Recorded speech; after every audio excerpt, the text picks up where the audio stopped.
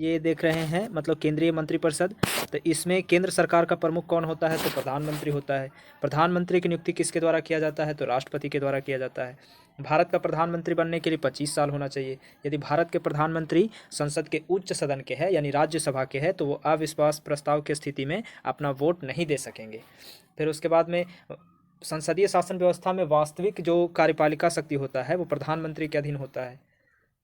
लोकसभा में अविश्वास प्रस्ताव प्रस्तुत करने के लिए लोकसभा के सदस्यों को कम से कम कितनी संख्या होनी चाहिए? तो 50 गो।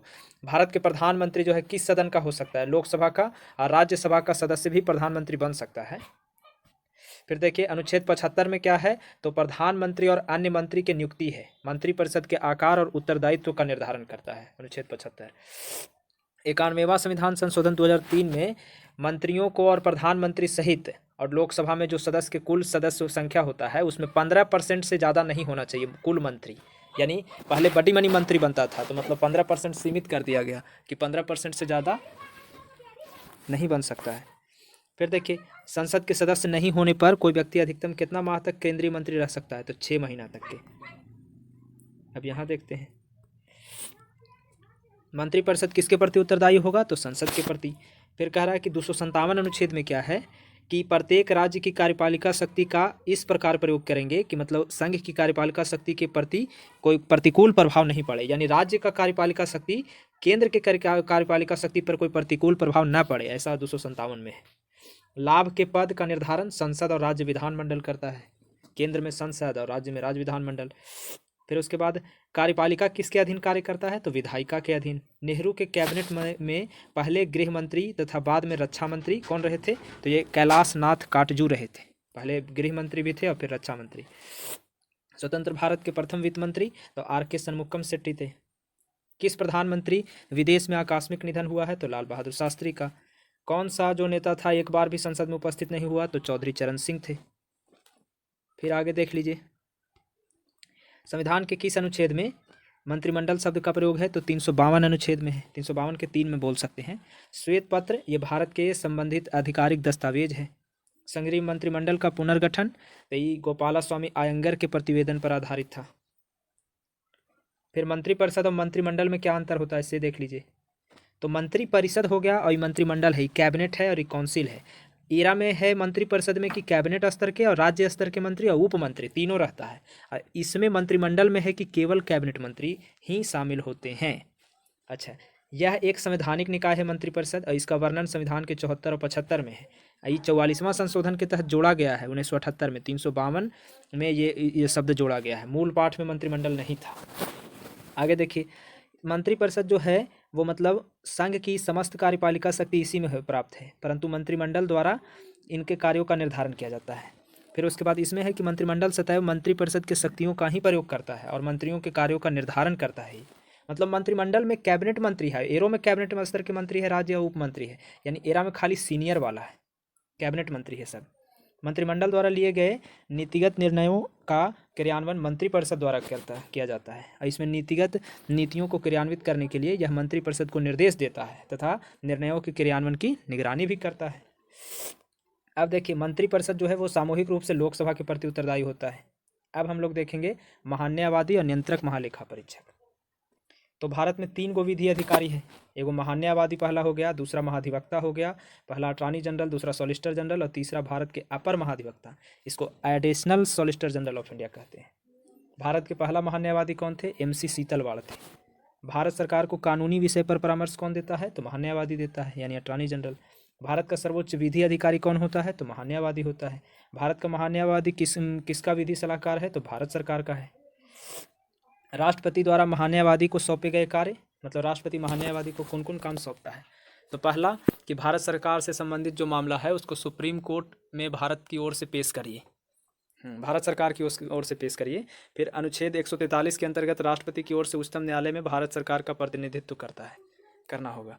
फिर सरकार से संबंधित जो उच्च न्यायालय है उसमें सुनवाई करने का अधिकार है, किसी भी उच्च न्यायालय में सुनवाई कर सकता है महान्यायवादी। अब देखिए अनुच्छेद 76 के 4 के अनुसार महान्यायवादी किसके प्रसाद पर्यंत काम करता है? तो राष्ट्रपति के, यानी महान्यायवादी की चर्चा 76 में है। भारत के महान्यायवादी संसद के दोनों सदनों में बोलने और कार्यवाही में सम्मिलित होने तथा किसी भी संसदीय कमेटी का सदस्य होने का अधिकार है, परंतु वोट देने का अधिकार महान्यायवादी को नहीं है। सॉलिसिटर जनरल कौन होता है? तो महान्यायवादी के अधीन काम करता है। वर्तमान में महान्यायवादी कौन है? तो अभी के वेणुगोपाल है। फिर आगे देख लीजिए, महान्यायवादी जो पद है उसको मतलब संविधान के अनुच्छेद 76 के अंतर्गत संवैधानिक पद है, जबकि महाधिवक्ता का पद संवैधानिक ना होकर के वैधानिक होता है। ये अनुच्छेद 76 में है तो संवैधानिक हो गया, महाधिवक्ता का मतलब चर्चा नहीं है तो इसलिए वैधानिक पद है ये। अब यहाँ देखते हैं भारत का पहला नियंत्रक महालेखा परीक्षक कौन है? तो ये वी नरहरि राव थे। और सीतलवाड़ कौन थे? MC सीतलवाड़ महान्यायवादी थे। ये नियंत्रक महालेखा परीक्षक है। राज्य को कानूनी विषय पर परामर्श कौन देता है? महाधिवक्ता। और केंद्र में कौन देता है? तो महान्यायवादी।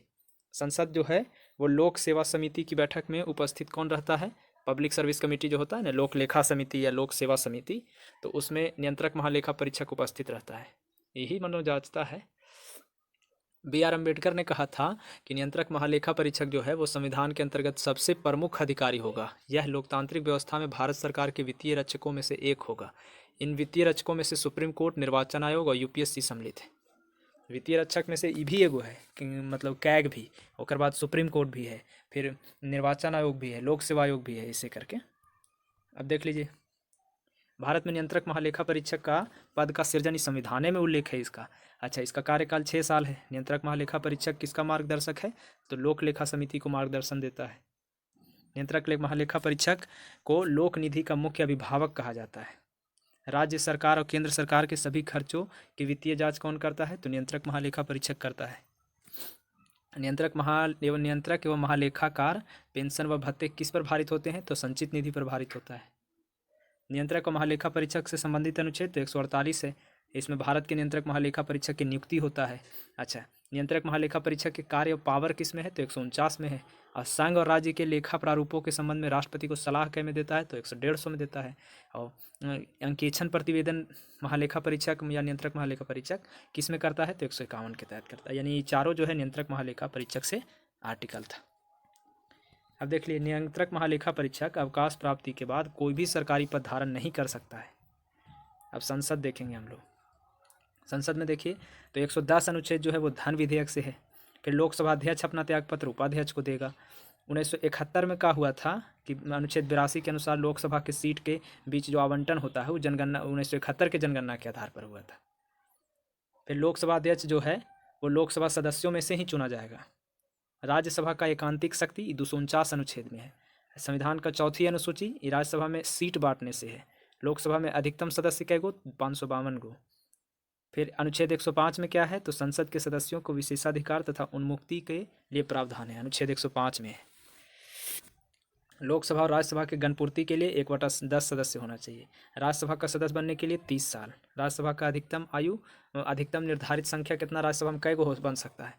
250 सीट है अधिकतम। संसद के सदन का अध्यक्ष कौन होता है? कौन है जो उसका सदस्य नहीं होता है? कौन से सदन का मतलब अध्यक्ष उसके सदस्य नहीं होता है? तो राज्यसभा। अनुच्छेद 253 में क्या है? तो इसमें है अंतर्राष्ट्रीय समझौता को लागू करने के लिए कानून बनाने की शक्ति देता है संविधान। किसको? संसद को। संसद में राष्ट्रपति और संसद के दोनों सदन सम्मिलित होता है, यानी राष्ट्रपति के साथ साथ लोकसभा और राज्यसभा भी रहता है। फिर राज्यवार जो लोकसभा का सीट बटा हुआ है 1971 के जनगणना पर है। कब तक के लिए है? 2026 तक इतने सीट रहेगा, फिर आगे भी बढ़ा घटा सकते हैं। अब देख लीजिए संसद से रिलेटेड अनुच्छेद देखिए तो 79 में संसद का गठन है, 80 में राज्यसभा है, 81 में लोकसभा की संरचना है, 82 में है कि प्रत्येक जनगणना के बाद पुनः समायोजन करना, 83 में संसद की अवधि है। ये सब इतना इंपॉर्टेंट नहीं है, फिर भी देख लीजिए। 84 में संसद के सदस्यता के लिए अर्हता है। ये देखिए इंपॉर्टेंट है कि संसद के सत्र 17 या विघटन कितना में होता है? तो 85 में। 86 ये राष्ट्रपति के सदन को संबोधित तथा संदेश देने का अधिकार 86 में है। 87 ये राष्ट्रपति का विशेष संबोधन अभिभाषण तैयार करता है। 88 इस सदनों के संबंध में मंत्रियों और महान्यायवादी के अधिकार है। 89 ये राज्यसभा के सभापति और उपसभापति है। 90 में राज्यसभा के उपसभापति के पद खाली रहेगा तो त्यागपत्र तथा पद से हटाया जाएगा। 91 में सभापति के कर्तव्य का निर्वहन तथा सभापति के रूप में कार्य करने के लिए उपसभापति और अन्य व्यक्ति की शक्ति है। 92 में राज्यसभा के सभापति और उपसभापति को हटाने का विचार है। अच्छा, 93 से अब लोकसभा शुरू होता है तो लोकसभा के अध्यक्ष उपाध्यक्ष है 93 में, राज्यसभा के था क्या में? 89 में। अब 94 देख लीजिए, तो 94 में लोकसभा के अध्यक्ष उपाध्यक्ष खाली होगा या त्यागपत्र पद से हटाया जाना। 95 भी लोकसभा के उपाध्यक्ष या अन्य व्यक्ति को लोकसभा अध्यक्ष के कर्तव्यों का निर्वहन करने की शक्ति है। 96 में जब लोकसभा अध्यक्ष उपाध्यक्ष पद से हटाने का संकल्प विचाराधीन होगा तो उसका पीठासीन न होना। 97 में सभापति, उपसभापति, अध्यक्ष और उपाध्यक्ष चारों के वेतन का चर्चा है, वेतन भत्ता, चाहे राज्यसभा के सभापति हो, उपसभापति हो या लोकसभा के अध्यक्ष उपाध्यक्ष हो। 98 में आपका संसद का सचिवालय हो गया। 99 में संसद के सदस्य जो है वो शपथ लेता है 99 में। 100 में है कि दोनों सदन में मतदान होगा, और अगर सदन के मतलब रिक्तियों के होते हुए सदन के कार्य करने की शक्ति और गणपूर्ति है। 100 में कोरम है। 101 में स्थानों का रिक्त होना। 102 में संसद सदस्यता के लिए निहरता। 103 में संसद के योग्यता से रिलेटेड प्रश्नों पर निर्णय। 104 में है कि अनुच्छेद 99 में जो था शपथ और प्रतिज्ञान, वो पहले अहर्त न होते हुए अथवा निर्हित किए जाने पर भी संसद में बैठने और मतदान पर दंड है। अब एक तो ये देख लीजिए कि मतलब भारतीय चुनाव आयोग संसद तथा विधानमंडल दोनों के लिए चुनाव के लिए उत्तरदायी है। अब हम लोग देखेंगे यहाँ कि लोकसभा में जो 525 से 45 तक संविधान बढ़ा के किया गया था, तो ये 31वां संशोधन में किया गया था। पहले लोकसभा में 525 सीट था, फिर 545 किया गया 31वां के तहत। लोकसभा के कार्यकाल जो है वो पूरा होने के लिए किसके द्वारा भंग किया जाता है, तो प्रधानमंत्री की अनुशंसा पर राष्ट्रपति भंग करता है। अच्छा, एमपी में जो है एसटी के लिए, शेड्यूल्ड ट्राइब के लिए यानी अनुसूचित जनजाति के लिए 6 सीट आरक्षित है लोकसभा में। लोकसभा का कार्यकाल आपातकाल होता है ना, तब मतलब एक बार में 1 साल के लिए बढ़ा सकते हैं। एंग्लो इंडियन के सदस्य जो है वो राष्ट्रपति मनोनीत करता है, अभी खत्म कर दिया गया है। लोकसभा के चुनाव में निर्वाचित होने के लिए व्यक्ति की न्यूनतम आयु 25 साल। लोकसभा के वर्तमान सदस्य कै गो, 545 गो। लोकसभा और राज्यसभा दोनों में सबसे ज़्यादा प्रतिनिधि यूपी से चुनाता है। यूपी के बाद लोकसभा में सबसे ज़्यादा सीट महाराष्ट्र में 48 गो है। राज्यसभा स्थायी सदन है, इसलिए इसको विघटित नहीं कर सकते। क्षेत्रफल की दृष्टि से सबसे बड़ा लोकसभा क्षेत्र हो जाएगा लद्दाख। भारत के संचित निधि पर खर्चा कौन कौन है, तो देखिए संचित निधि पर हम लोग राष्ट्रपति के जो वेतन देते हैं वो भी आता है, वेतन भत्ता। फिर राज्यसभा के सभापति यानी उपराष्ट्रपति, उपसभापति, लोकसभा अध्यक्ष, उपाध्यक्ष, ये सब के भत्ता हो गया। फिर ऐसा ऋण या भार जो दायित्व भारत सरकार पर है वो भी आएगा संचित निधि से। फिर सुप्रीम कोर्ट के न्यायाधीश के वेतन पेंशन और वो हाई कोर्ट के भी पेंशन, ये भी मतलब है यहाँ से संचित निधि से। और कैग के जो मतलब वेतन भत्ता मिलता है नियंत्रक महालेखा परीक्षक के, वो भी एरे से। और अन्य खर्चा जो संविधान और संसद द्वारा निर्मित किसी विधि द्वारा इस संबंध में घोषित किया गया है वो भी एरे में से जाएगा। और देख लीजिए परिसीमन के बाद यूपी के मतदाताओं की संख्या की दृष्टि से सबसे बड़ा लोकसभा क्षेत्र उन्नाव यूपी।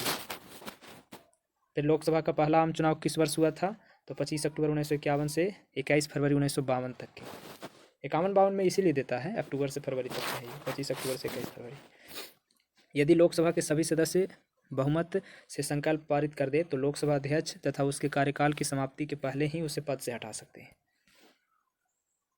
एक वर्ष में लोकसभा में कम से कम कितने सत्र बुलाए जाते हैं, 2 गो। बिहार में लोकसभा में 40 सीट आवंटित है, जो मतलब छत्तीसगढ़ और एमपी के बराबर है, यानी एमपी में 29 गो है और छत्तीसगढ़ में 11 गो है, दोनों जोड़ते हैं तब बिहार में खाली 40 गो। राज्यसभा के सदस्य का कार्यकाल 6 साल। प्रोटेम स्पीकर की नियुक्ति राष्ट्रपति करता है। अब प्रोटेम स्पीकर बनता है कि खाली जो नया लोकसभा गठन हुआ है तो उसमें सदस्य को शपथ दिलवाने के लिए। लोकसभा अध्यक्ष और निर्णायक मत का प्रयोग कब करेगा, जब विधेयक का प्रस्ताव पक्ष विपक्ष में बराबर मत हो जाएगा तब। लोकसभा का पहला अध्यक्ष जीबी मावलंकर। लोक लेखा समिति और नियंत्रक महालेखा परीक्षक की रिपोर्ट की जांच करती है, उस पर अंतिम रिपोर्ट तैयार करके संसद के पटल पर रखती है। प्राक्कलन समिति का कार्यकाल 1 साल का। राज्यसभा के सदस्य किसके द्वारा, तो राज्य के विधानसभा द्वारा चुने जाते हैं। विशेषाधिकार समिति में दोनों सदनों से कुल कितना सदस्य, 25 गो। लोकसभा से 15 गो और राज्यसभा से 10 गो। विशेषाधिकार में टोटल 25 गो। संसद में सरकारी विधेयक मंत्री द्वारा, जबकि गैर सरकारी विधेयक मंत्री के अतिरिक्त किसी भी सदस्य द्वारा प्रयुक्त कर सकते हैं।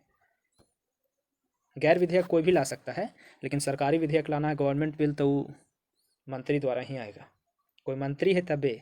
प्रत्येक वित्त विधेयक धन विधेयक नहीं होता, लेकिन हर धन विधेयक वित्त विधेयक होता है। यहाँ देख लीजिए कि राष्ट्रपति जो राज्यसभा में मनोनीत करता है तो 12 व्यक्ति को करता है। राज्यसभा में राज्यसभा के लिए नामांकित होने वाला प्रथम अभिनेत्री तो नरगिस दत्त थी, 1980 से 86 में ही नामांकित हुई। लोकसभा की पहला महिला अध्यक्ष तो मीरा कुमार, 2009 से 14 तक की। 2009 में बनी थी ना लोकसभा में महिला अध्यक्ष। राज्य विधानसभा में कोई भी धन विधेयक राज्य के राज्यपाल संस्तुति के बिना अनुमति नहीं प्रस्तुत। जैसे केंद्र में राष्ट्रपति धन विधेयक को देखता है, वैसे यहाँ ये देखेगा राज्यपाल। वे प्रथम लोकसभा अध्यक्ष जो जिनके विरुद्ध लोकसभा में अविश्वास प्रस्ताव लाया गया था, तो पहले के खिलाफ लाया गया था। पहला लोकसभा अध्यक्ष जीबी मावलंकर थे, वो के खिलाफ। लोकसभा का सचिवालय किसके नियंत्रण में? तो लोकसभा अध्यक्ष के नियंत्रण में। राजनीतिक व्यवस्था में कौन सर्वोच्च है? तो संविधान सर्वोच्च है। संचित निधि पर कौन सा भारित नहीं होता है? तो प्रधानमंत्री के वेतन भत्ता नहीं है। राष्ट्रपति, उपराष्ट्रपति, उच्च न्यायालय, सर्वोच्च न्यायालय, ये सब के रहता है। धन विधेयक संसद के किस सदन में पुनर्स्थापित किया जाता है? तो केवल लोकसभा में। धन विधेयक राज्य विधानमंडल के किस सदन में प्रस्तुत करते हैं? तो केवल विधानसभा में। विधानमंडल में था तो विधानसभा, यहाँ संसद थाते हैं, लोकसभा हुआ। बजट की रूपरेखा किस विभाग द्वारा? तो आर्थिक कार्य विभाग द्वारा तैयार किया जाता है। करों या मतलब टैक्स, करों माने टैक्स हो गया, टैक्स या सरकारी कामकाज में निर्वाह हुई जो अन्य प्राप्ति है, उससे संघीय सरकार को प्राप्त होने वाला राजस्व भारत के संचित निधि में जमा होता है, टैक्स से या सरकारी कामकाज से जो आता है। आर्थिक सर्वेक्षण ये प्रतिवर्ष संसद में कब प्रस्तुत होगा? तो आगामी वर्ष के बजट के प्रस्तुतिकरण से पहले। कोई विधेयक धन विधेयक है अथवा नहीं, इसका निर्णय कौन करता है? लोकसभा अध्यक्ष करता है। भारत के संचित निधि से धन निकालने के लिए संसद का अनुमोदन अनिवार्य है। लेखानुदान यानी वोट एंड अकाउंट संघ सरकार को किस प्रकार की अनुमति देता है? तो निश्चित अवधि के लिए भारत के संचित निधि से धन निकालने की अनुमति देता है, लेखानुदान। अब देख लीजिए, साधारण विधेयक और धन विधेयक की तुलना कर रहा है।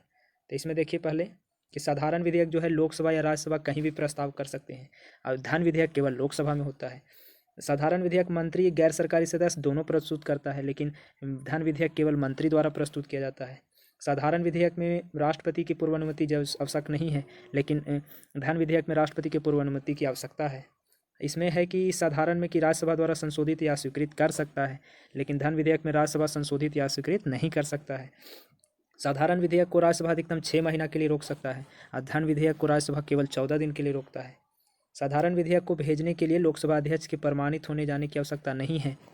राज्यसभा में भेजने के लिए लोकसभा अध्यक्ष द्वारा प्रमाणित होना जरूरत नहीं है, लेकिन लोकसभा अध्यक्ष यहाँ धन विधेयक को प्रमाणित करता है, तभी ना पता चलता है कि हाँ ये धन विधेयक है। दोनों सदन में अगर साधारण विधेयक में असहमति होगा तो दोनों सदन में संयुक्त बैठक बुला सकते हैं, और राष्ट्रपति के लिए हस्ताक्षर के लिए फिर भेजा जाता है। इसमें है कि दोनों में असहमति हो गया तो कोई अवसर ही नहीं होता है, संयुक्त बैठक का कोई प्रावधान नहीं है, केवल लोकसभा में पारित होने के बाद राष्ट्रपति के हस्ताक्षर के लिए भेजा जाता है, यानी राज्यसभा से कोई मतलब ही नहीं है। फिर देखिए, साधारण विधेयक में है कि लोकसभा में अस्वीकृत होने पर सरकार को त्यागपत्र देना पड़ सकता है। यदि इसे मंत्री प्रस्तुत किया है और साधारण विधेयक है और लोकसभा में अस्वीकृत हो गया है, तब धन विधेयक, इसको लोकसभा में स्वीकृत होने पर सरकार को त्यागपत्र देना पड़ता है। एरा में मतलब हाँ, मंत्री प्रयुक्त किया है तभी त्यागपत्र देगा। एरा में अगर स्वीकृत हुआ तो एकदम त्यागपत्र देना पड़ेगा, चाहे कोई प्रस्तुत करे। साधारण विधेयक, इसमें राष्ट्रपति द्वारा स्वीकृत या अस्वीकृत किया जा सकता है, पुनर्विचार के लिए भी भेज सकता है, लेकिन धन विधेयक को राष्ट्रपति स्वीकृत अस्वीकृत किया जा सकता है, लेकिन पुनर्विचार के लिए नहीं लौटाएगा। फिर देखिए, धन विधेयक जो है वो संविधान संशोधन विधेयक के संबंध में दोनों की संयुक्त बैठक नहीं बुला सकता है। संविधान संशोधन में भी संयुक्त बैठक नहीं और धन विधेयक में भी नहीं। धन विधेयक में इसलिए नहीं कि राज्यसभा की कोई पावर नहीं है, और संविधान संशोधन विधेयक इसलिए नहीं कि दोनों में बहुमत चाहिए। अब प्राक्कलन समिति देखिए, तो प्राक्कलन समिति जो है वो लोकसभा के सदस्यों द्वारा मतलब गठित किया जाता है, खाली लोकसभा के रहता है। कोई भी कानूनी विधेयक संसद के किस सदन में प्रस्तुत होगा? तो संसद के किसी भी सदन में। भारत के संसद के दोनों सदनों की संयुक्त बैठक साधारण विधेयक तथा वित्त विधेयक दोनों में संबंध हो सकता है। संसद के 2 सत्रों के बीच अधिकाधिक कितना अंतराल होना चाहिए? 6 महीने का। आकस्मिक निधि, ये बिना संसदीय स्वीकृति के राष्ट्रपति को कैसे खर्चा करता है? हाँ, आकस्मिक निधि जो है ना, उससे बिना संसदीय स्वीकृति के राष्ट्रपति खर्चा कर सकता है। लोकसभा में विधेयक पर आम बहस दूसरा वाचन में होता है। कटौती प्रस्ताव क्या है? तो इसको समापन प्रस्ताव भी कहते हैं। यदि कोई धन विधेयक लोकसभा द्वारा स्वीकृत हो गया है तो राज्यसभा 14 दिन तक रोक सकता है। वार्षिक संघीय बजट जो होता है लोकसभा में अगर पारित न हुआ हो तो प्रधानमंत्री और मंत्रिपरिषद सब त्यागपत्र दे सकता है। बजट कैसे पारित नहीं होगा यार। फिर देखिए, लोकसभा और राज्यसभा का संयुक्त अधिवेशन की अध्यक्षता करता है लोकसभा अध्यक्ष, बुलाता पूछता तो राष्ट्रपति। राज्यसभा का प्रतिनिधित्व किस में नहीं होता है? तो प्राक्कलन समिति में थोड़ी राज्यसभा के कोई रहता है। अंतर्राष्ट्रीय संधि को भारत के किस भाग में या संपूर्ण भाग में लागू करने के लिए संसद कोई भी कानून बना सकता है? तो बिना किसी राज्य के सहमति से। फिर संसद के लोक लेखा समिति का मेन कार्य क्या है? तो शासन के वित्तीय, लेखा, विनिमय तथा नियंत्रक महालेखा परीक्षक को रिपोर्ट परीक्षण करना। भारतीय संसद किसके माध्यम से प्रशासन पर नियंत्रण करती है? तो संसदीय समिति के माध्यम से। फिर देखिए यहाँ वर्तमान में राज्यसभा में 245 सदस्य हैं, जिनमें से 292 सदस्य जो है राज्यों से और 4 सदस्य संघ राज्य क्षेत्र से चुन के आते हैं। 292 नहीं, 229 गो, 245 में 229 गो हो गया राज्य से और 4 गो केंद्र शासित प्रदेश से। 29 4 33 और 12 गो हो गया राष्ट्रपति मनोनीत करता है। 33 और 12 45 हो गया, याद रखिएगा। फिर सरकार द्वारा लोकसभा में अपने बहुमत सिद्ध करने के लिए कौन सा प्रस्ताव? तो विश्वास प्रस्ताव। दहेज उन्मूलन विधेयक 1961 में आया था, इसीलिए सबसे पहला दोनों सदनों का संयुक्त बैठक हुआ था। तो इसमें देख लिए कि मतलब दहेज उन्मूलन विधेयक जो है इसमें संयुक्त बैठक पहली बार बुलाया गया था 1961 में। लोक लेखा समिति रिपोर्ट किसको देता है? तो लोकसभा अध्यक्ष को प्रस्तुत करता है। लोक लेखा समिति जो है उसका अध्यक्ष की नियुक्ति कौन करता है? लोकसभा अध्यक्ष के द्वारा लोक लेखा समिति के अध्यक्ष की नियुक्ति होता है। फिर देखिए अगर कोई संसद के या विधानसभा के सदस्य है और बिना कहे पूछे अगर 60 दिन तक के संसद में या विधानसभा में अनुपस्थित रहेगा तो उसको फिर सदस्यता खत्म समझा जाता है। संसद राज्य सूची के किसी विषय पर कानून बना सकती है यदि राज्यसभा ऐसा संकल्प पारित करती है तब। फिर उसके बाद में ऐसा विशेषाधिकार प्रस्ताव क्या होता है? किसी मंत्री के खिलाफ विशेषाधिकार प्रस्ताव कब लाएंगे? जब वह मंत्री किसी मामले के तथ्य को रोकता है या गलत तथ्यों का वर्णन लेता है तब विशेषाधिकार प्रस्ताव आता है। अब कोई गलत वर्णन दे रहा है, मंत्री है, तो उसके खिलाफ विशेषाधिकार प्रस्ताव ला सकते हैं। 1989 में जो कानून के अनुसार एक नागरिक के वयस्क होने का मतलब 18 साल किया गया था।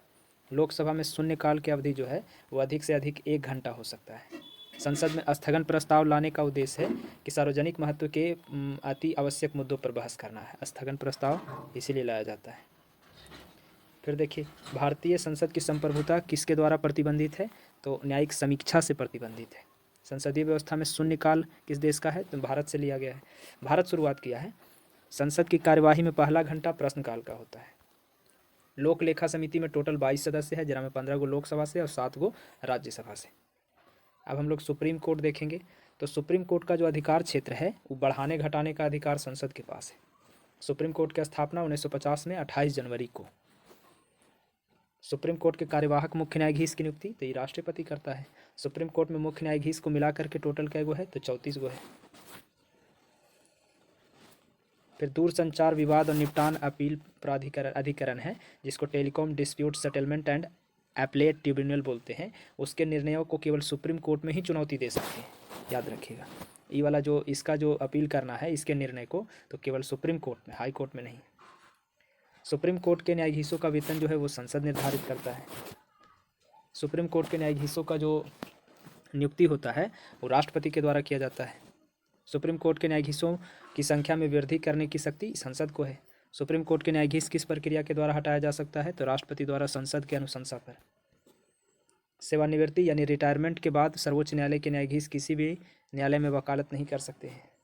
सामान्यतः उच्चतम न्यायालय सभी मामलों की सुनवाई नई दिल्ली में करता है, परंतु किसके अनुमोदन से वह किसी स्थान पर सुनवाई कर सकता है? राष्ट्रपति अगर अनुमोदन किया तो कहीं भी वो कर सकता है। ऐसे सुप्रीम कोर्ट का सुनवाई तो नई दिल्ली में होता है, लेकिन राष्ट्रपति अगर अनुमोदन कर देगा तो वो फिर और भी कहीं सुनवाई दे देगा आपको।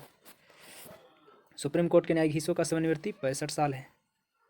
संविधान का कौन सा अनुच्छेद संवैधानिक विवाद में सुप्रीम कोर्ट के अपीलीय क्षेत्राधिकार से रिलेटेड है? तो अनुच्छेद 134 है। ये सुप्रीम कोर्ट के अपीलीय क्षेत्राधिकार से संबंधित है। सुप्रीम कोर्ट में संविधान के निर्वाचन से संबंधित मामलों की सुनवाई करने के लिए न्यायाधीशों की संख्या कम से कम कितना होना चाहिए? तो 5 गो सुप्रीम कोर्ट। यहाँ देख लीजिए सुप्रीम कोर्ट से संबंधित महत्वपूर्ण अनुच्छेद। तो संविधान के भाग 5 इसमें अनुच्छेद 124 से 147 तक सुप्रीम कोर्ट से संबंधित प्रावधान किए गए हैं। अनुच्छेद 124 सुप्रीम कोर्ट की स्थापना का गठन संबंधी प्रावधान है, गठन किया गया है इसमें। और टोटल सुप्रीम कोर्ट से रिलेटेड अनुच्छेद 124 से 47 तक के, भाग 5 है। फिर देखिए 126 अनुच्छेद में है कार्यकारी मुख्य न्यायाधीश की नियुक्ति। 127 में तदर्थ न्यायाधीश की नियुक्ति।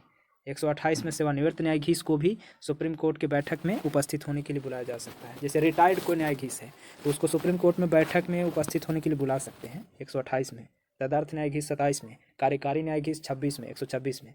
129 तो अभिलेख न्यायालय हो गया। सुप्रीम कोर्ट को अभिलेख न्यायालय, कोर्ट ऑफ रिकॉर्ड घोषित किया गया है। 130 में है उच्चतम न्यायालय का स्थान निर्धारित करने के लिए मुख्य न्यायाधीश की शक्ति है। मतलब सुप्रीम कोर्ट का जो कहाँ स्थान होगा ये मुख्य न्यायाधीश को पावर है 130 में। 131 में है कि सुप्रीम कोर्ट के आरंभिक या मूल अधिकार के बारे में विवरण है। 131 सुप्रीम कोर्ट के मूल अधिकार में आता है ये। 136 इस सुप्रीम कोर्ट के विशेष अनुमति का प्रावधान है। विशेष अनुमति स्पेशल लीव टू अपील के बारे में है। 137 में है कि पुनर्विचार की शक्ति सुप्रीम कोर्ट को। 141 में है कि सुप्रीम कोर्ट द्वारा घोषित जो भी कानून है उस सभ्य न्यायालय पर लागू होगा, ये 141 में है। 143 में है कि राष्ट्रपति सुप्रीम कोर्ट से परामर्श ले सकता है। 145 में है कि सुप्रीम कोर्ट सुप्रीम कोर्ट को राष्ट्रपति के अनुमोदन से न्यायालय की कार्यपद्धति प्रक्रिया को विनियमित करने के लिए नियम बनाने की शक्ति दिया गया है। 146 में है कि सुप्रीम कोर्ट के अधिकारियों एवं सेवकों की नियुक्ति के संबंधित प्रावधान है कि सुप्रीम कोर्ट के अधिकारी या सेवक की नियुक्ति अनुच्छेद 146 में। अब ये देख लीजिए कि सुप्रीम कोर्ट के जो भी न्यायाधीश के वेतन भत्ता पेंशन होता है वो संचित निधि पर भारित होता है, कॉन्सोलिडेटेड फंड ऑफ इंडिया पर। अब यहाँ देखते हैं कि केंद्र और राज्य के बीच होने वाले विवाद जो है उसका निर्णय भारत के उच्चतम न्यायालय को शक्ति है, तो ये कौन अधिकार में आता है? मूल अधिकार में। फिर सुप्रीम कोर्ट के मूल ढांचा का सिद्धांत किस में प्रतिपादित किया गया था? तो केशवानंद भारती बनाम केरल राज्य वाला में 1973 में। सुप्रीम कोर्ट में तदर्थ न्यायाधीश की नियुक्ति का प्रावधान है। संविधान का कौन सा अनुच्छेद सुप्रीम कोर्ट को उसके निर्णय या पुनर्रिव्यू को अधिकृत करता है? तो अनुच्छेद 137 है। संविधान के मूल संरचना के सिद्धांत का स्रोत तो न्यायिक समीक्षा है।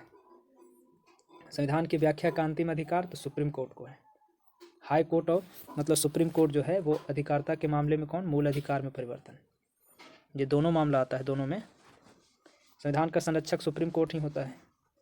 न्यायाधीश की प्राप्त उन्मुक्तियाँ अनुच्छेद 121 जो है ये सुप्रीम कोर्ट और हाई कोर्ट के न्यायाधीशों के आचरण के संबंध में संसद में चर्चा पर प्रतिबंध लगाता है कि संसद में चर्चा नहीं होना चाहिए सुप्रीम कोर्ट और हाई कोर्ट के आचरण के बारे में या न्यायाधीश के आचरण के बारे में। इसके अनुसार सुप्रीम कोर्ट तथा उच्च न्यायालय के किसी न्यायाधीश द्वारा अपने कर्तव्य में निर्वहन में किए गए किसी आचरण के विषय में संसद में कोई चर्चा नहीं होगा, किंतु जब ऐसे न्यायाधीश को हटाने का प्रस्ताव पर संसद में विचार चल रहा हो तो उस संबंध में आचरण पर संसद में चर्चा किया जा सकता है।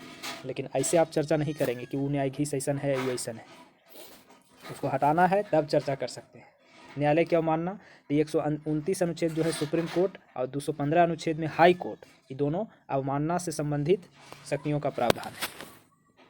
फिर न्यायाधीशों पर प्रतिबंध, कोई भी व्यक्ति सुप्रीम कोर्ट के न्यायाधीश रह चुका है तो भारत में किसी भी न्यायालय के प्राधिकारी के समक्ष वो वकालत का कार्य नहीं कर सकेगा, ये 124 के 7 में है, अगर आप सुप्रीम कोर्ट के न्यायाधीश हैं तब।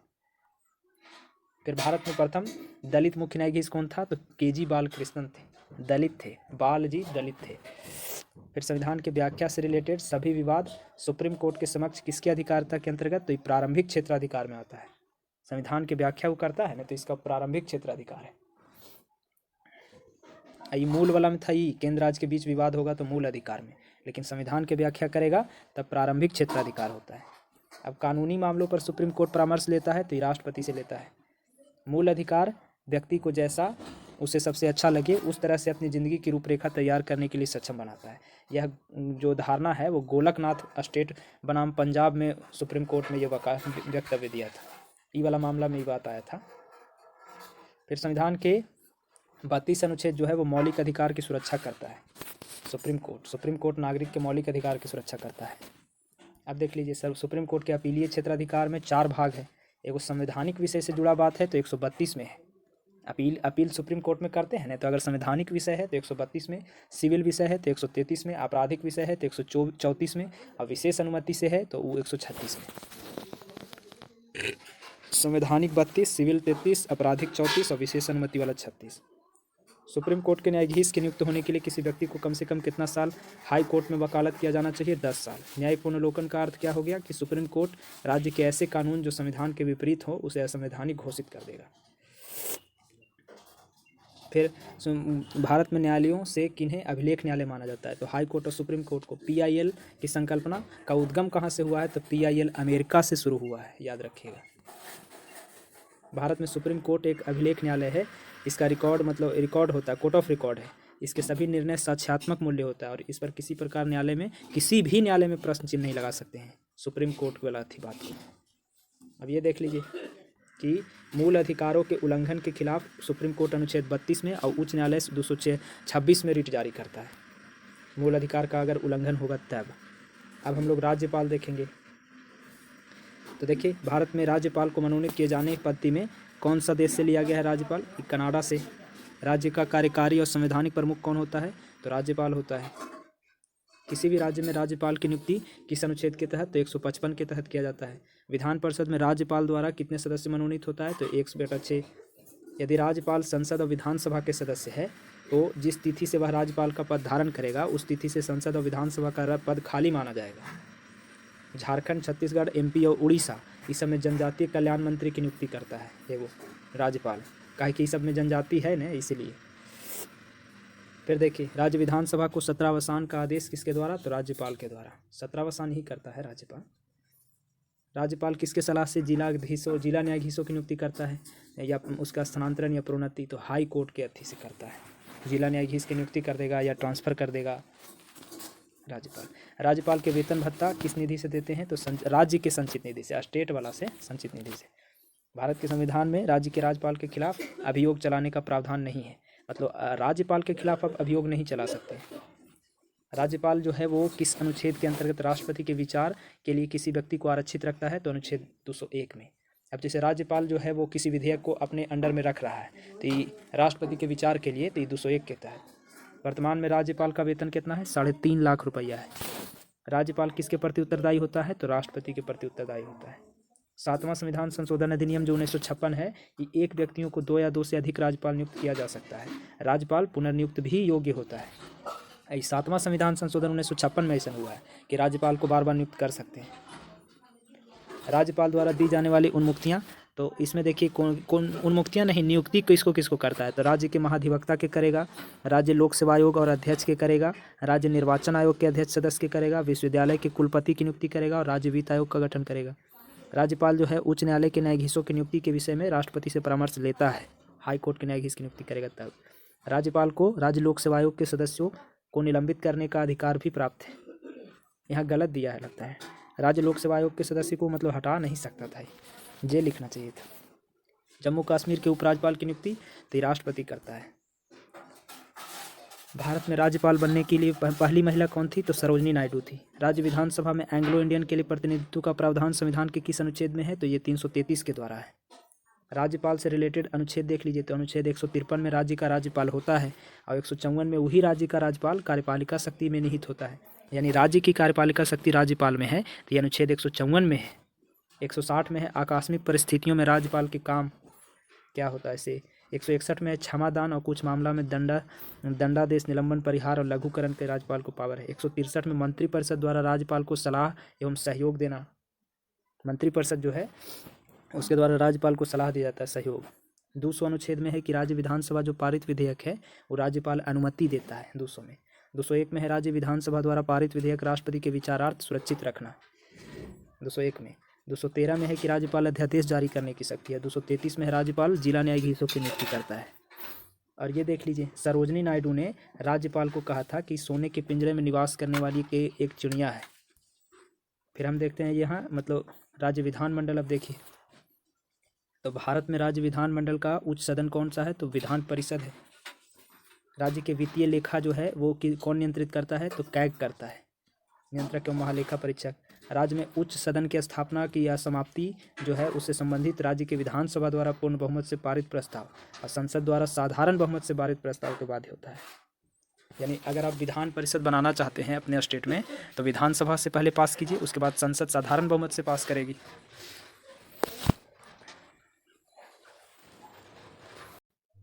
ये देखिए कि मतलब विधान परिषद का मतलब जो साधारण विधेयक को कितने दिनों तक रोक सकता है? तो 4 महीना तक के। आगे राज्य मंत्रिपरिषद से कुछ महत्वपूर्ण अनुच्छेद हैं, तो इसमें 163 अनुच्छेद में है कि राज्यपाल को सलाह और सहायता देने के लिए मंत्रिपरिषद का गठन किया गया है 163 के तहत, यानी राज्य मंत्रिपरिषद के बारे में ये है, केंद्र में नहीं जाइएगा। 164 में है कि राज्य के मंत्रिमंडल का सामूहिक उत्तरदायित्व विधानसभा के प्रति होगा। जैसे संसद में जो होता है मंत्रिपरिषद वो लोकसभा के प्रति उत्तरदायी होता है और राज्य में विधानसभा के प्रति। 166 अनुच्छेद है राज्य के कार्य का संचालन करने के लिए। 167 में है कि राज्यपाल को सूचना प्रदान करने का मुख्यमंत्री का कर्तव्य है।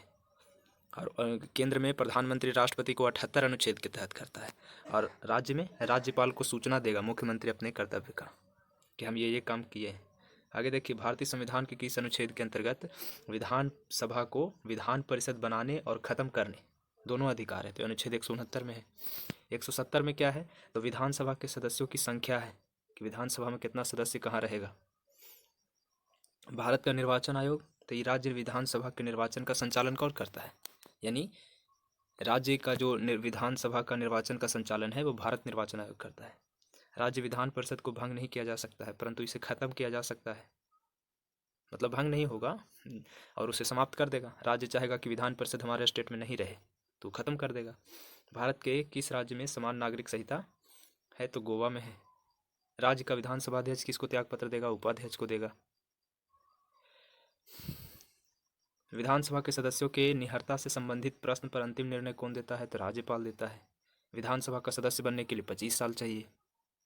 विधानसभा विघटन के बाद अध्यक्ष अधिकतम 6 महीना तक के अपने पद पर बना रह सकता है। विधानसभा का जो अध्यक्ष था वो 6 महीना तक फिर भी बनल रह सकता है जब तक चुनाव न हो जाए।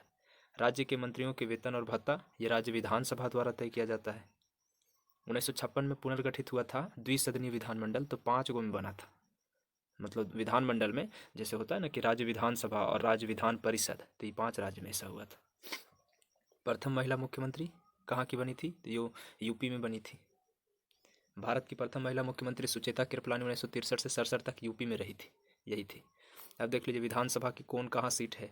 तो आंध्र प्रदेश में विधानसभा में 175 सीट है, असम में 126 गो, छत्तीसगढ़ में 90 गो, गुजरात में 182 गो, हिमाचल में 68 गो, कर्नाटक में 224 गो, एमपी में 230 गो, मणिपुर में 60 गो, मिजोरम में 40 गो है, उड़ीसा में 147 गो, राजस्थान में 200, तमिलनाडु में 234 गो, त्रिपुरा में 60 गो, उत्तराखंड में 70 गो, अरुणाचल प्रदेश में 60 गो, बिहार में 243 गो, गोवा में 40 गो, हरियाणा में 90 गो, झारखंड में 81 गो, केरल में 140 गो सीट है विधानसभा का, महाराष्ट्र में 288 गो, और मेघालय में 260 गो, और नागालैंड में भी 60 गो, पंजाब में 117 गो, सिक्किम में 32 गो, तेलंगाना में 119 सीट है, और उत्तर प्रदेश में 403 सीट है, बंगाल में 294 सीट है। केंद्र शासित प्रदेश देखते हैं तो दिल्ली में खाली 70 सीट है विधानसभा में। अब पुदुचेरी, यही 2 गो है केंद्र शासित प्रदेश जहाँ विधानसभा है। पुदुचेरी में 30 गो है। जम्मू कश्मीर तो टूट गया, मतलब 2 भाग में, लद्दाख भी बन गया है, तो 83 गो है वहाँ दोनों पीओके मिला करके।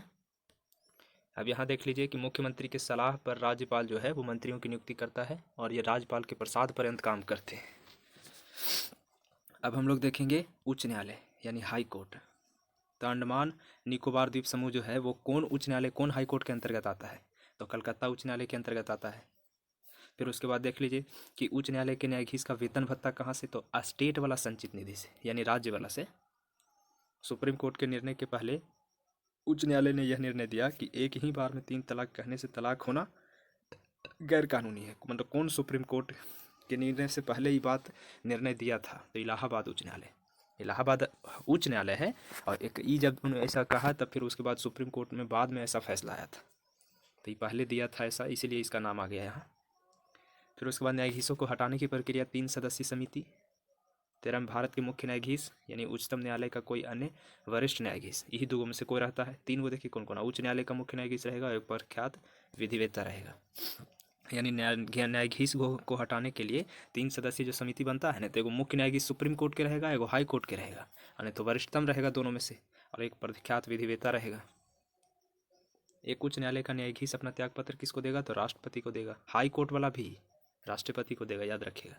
हाई कोर्ट का सेवानिवृत्ति कितना है? तो 62 साल है। जब सुप्रीम कोर्ट जो है वो किसी व्यक्ति या संस्था को मतलब दायित्व के निर्वहन करने के लिए रिट जारी करता है तो उसको परमादेश कहते हैं। उच्च न्यायालय की कुल संख्या कितना है? 25 है। संपत्ति के अधिकार वर्तमान में वैधानिक अधिकार है जिसकी रक्षा के लिए उच्च न्यायालय रिट जारी करता है। फिर आगे देखिए, राज्य का उच्च न्यायालय मुख्य क्षेत्राधिकार के अंतर्गत कौन से अधिकार नहीं आएगा? तो परामर्श संबंधी ये हाई कोर्ट में, स्टेट में नहीं होता है। ये तो सुप्रीम कोर्ट में नहीं है कि राष्ट्रपति उससे परामर्श ले सकता है, लेकिन हाई कोर्ट में ऐसा नहीं है। अधीनस्थ न्यायालय के कार्यपद्धति का परीक्षण कौन सी याचिका करती है? तो मतलब अधीनस्थ न्यायालय के उसका काम पद्धति का परीक्षण करती है उत्प्रेषण, ये रिट है एक प्रकार का वही। मूल अधिकार के संरक्षण जो है वो उच्च न्यायालय उच्चतम न्यायालय दोनों के अधिकारता में। फिर भारत के संविधान के अनुसार जिला न्यायाधीश के अंतर्गत कौन आएगा? तो अधिकरण न्यायाधीश यानी ट्रिब्यूनल जज जो होगा ना, जिला न्यायाधीश के अंतर्गत नहीं आता है, ये पूछ रहा है। अधिकरण ट्रिब्यूनल जज हैं तो आप जिला न्यायाधीश के अंतर्गत नहीं आएंगे। आगे देख लीजिए, उच्च न्यायालय हाई कोर्ट से संबंधित अनुच्छेद है। 214 में है कि राज्यों के लिए उच्च न्यायालय की व्यवस्था। 215 में है उच्च न्यायालय अभिलेख न्यायालय के रूप में काम करेगा। 216 में है उच्च न्यायालय का गठन। 217 में है उच्च न्यायालय के न्यायाधीश पद के लिए नियुक्ति और अर्हता। 218 में उच्च न्यायालय में उच्चतम न्यायालय से संबंधित कुछ प्रावधानों का लागू होना। 219 में है उच्च न्यायालय के न्यायाधीशों का शपथ ग्रहण।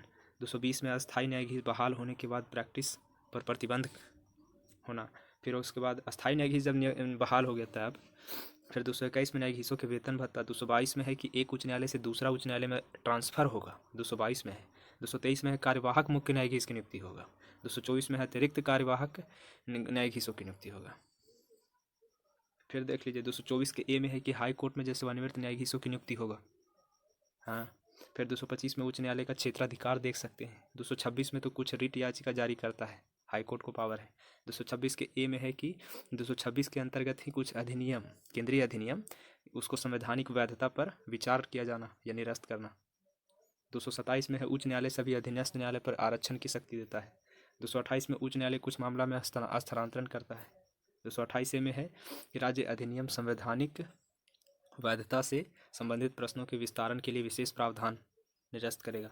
फिर 229 में है कि पदाधिकारी तथा सेवक उनके उच्च न्यायालय की खर्चा है, जितना खर्चा हो रहा है हाई कोर्ट में सब। 230 में है कि उच्च न्यायालय का क्षेत्राधिकार। और 231 याद रखिएगा कि 2 या 2 से अधिक राज्यों एक साझा उच्च न्यायालय, जैसे अंडमान निकोबार द्वीप समूह भी कलकत्ता में था, उसके लिए अलग काहे नहीं बनाया। तो 231 में ऐसा नियम है कि एक से अधिक राज्य हो या मतलब केंद्र शासित प्रदेश हो तो उसको साझा उच्च न्यायालय कर सकते हैं। उच्च न्यायालय के न्यायाधीशों को पेंशन जो है वो भारत के संचित निधि से आता है। हाई कोर्ट वाला के भी याद रखिएगा, भारत के संचित निधि से, राज्य से नहीं।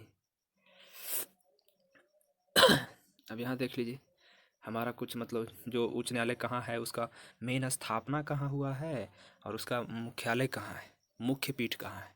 खंड पीठ तो नहीं याद कीजिए तो चलेगा, लेकिन मुख्य पीठ और कौन कौन राज्य उसमें आता है। जैसे पहला देख लीजिए कोलकाता उच्च न्यायालय 1862 में, मुंबई भी 62 में और मद्रास भी 62 में, तीनों पहले देख लेते हैं। कलकत्ता में बंगाल और अंडमान निकोबार द्वीप समूह आता है, एरा में कलकत्ता मेन पीठ हो गया। और पोर्ट ब्लेयर में गोवा खंड पीठ है। मुंबई वाला महाराष्ट्र, दादर नागर हवेली और दमन दीव, गोवा भी आता है, 4 गो। तो मुंबई मेन पीठ है और नागपुर, पणजी और औरंगाबाद में खंड पीठ है। मद्रास वाला तमिलनाडु और पुदुचेरी आता है, मद्रास में है। कर्नाटक उच्च न्यायालय की स्थापना 1884 में, कर्नाटक में राज्य में है। एक है मेन पीठ कहाँ, बंगलुरु में। इलाहाबाद उच्च न्यायालय 1866 में, यूपी, इलाहाबाद में इसका मेन है और लखनऊ में खंड पीठ है। पटना उच्च न्यायालय 1916 में, बिहार में ही पटना में है। जम्मू कश्मीर उच्च न्यायालय 1928 में, जम्मू कश्मीर लद्दाख में, जम्मू श्रीनगर और जम्मू में है। मेन पीठ इसका श्रीनगर में। मध्य प्रदेश 1936 में, मध्य प्रदेश में जबलपुर में मेन पीठ है, इंदौर ग्वालियर में खंड पीठ है।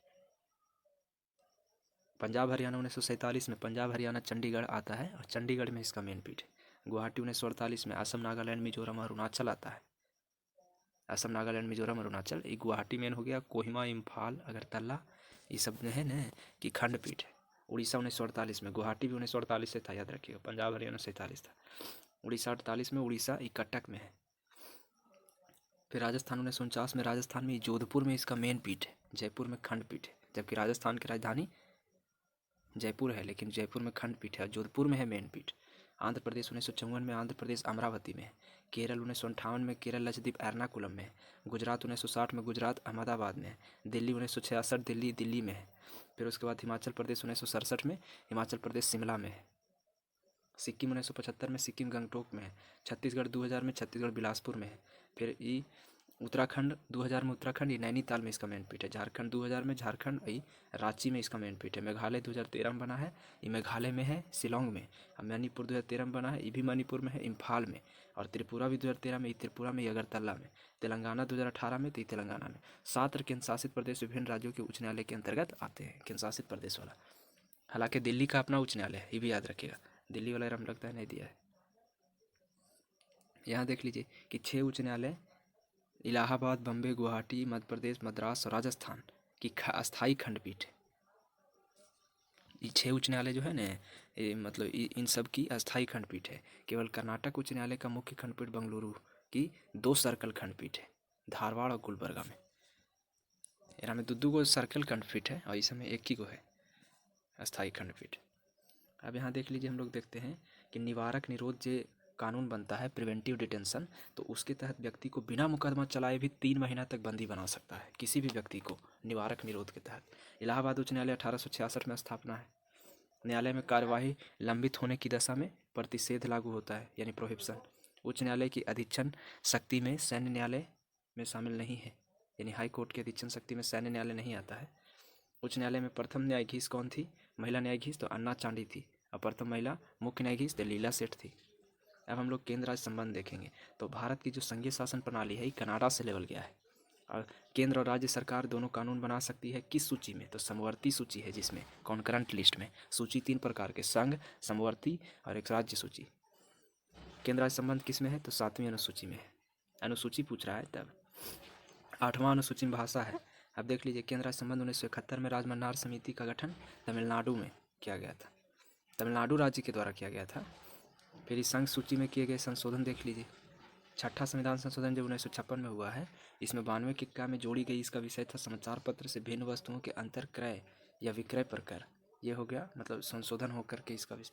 7वां संशोधन भी 56 में हुआ है, तो इसमें क्या किया कि प्रवेश संख्या 33 का लोप किया। इसका विषय केंद्र के उद्देश्यों के लिए संपत्ति का अधिग्रहण, इसे संघ सूची से हटा करके समवर्ती सूची में कर दिया। फिर 42वां संशोधन हुआ 76 में, तो 2 के क्या में जोड़ा गया। इसमें क्या हुआ कि किसी राज्य में केंद्र के सशस्त्र बलों की नियुक्ति से, कि कोई राज्य में केंद्र में सशस्त्र बल की नियुक्ति होगा। अच्छा, 46वां संशोधन 82 में है, तो 92 की है, इसमें इसका संबंध अंतर्राज्यीय व्यापार और वाणिज्य के दौरान माल के परिपेषण पर कर से। 88वां संशोधन भी हुआ, एरा में सेवा कर से है 2003 में। क्षेत्रीय परिषद जो है उसका सृजन किसके द्वारा होता है? संसद कानून बना करके क्षेत्रीय परिषद बना देता है। फिर अंतर्राज्यीय परिषद, इसका उपबंध 263 अनुच्छेद में है, ये संवैधानिक है। रेडियो दूरदर्शन पर जो विज्ञापन आता है, इस पर टैक्स लगाता है कौन? राज्य सरकार लगाता है। 249 अनुच्छेद में राज्य सूची के विषय में संसद कानून बना सकता है, विधायी शक्ति से संबंधित है।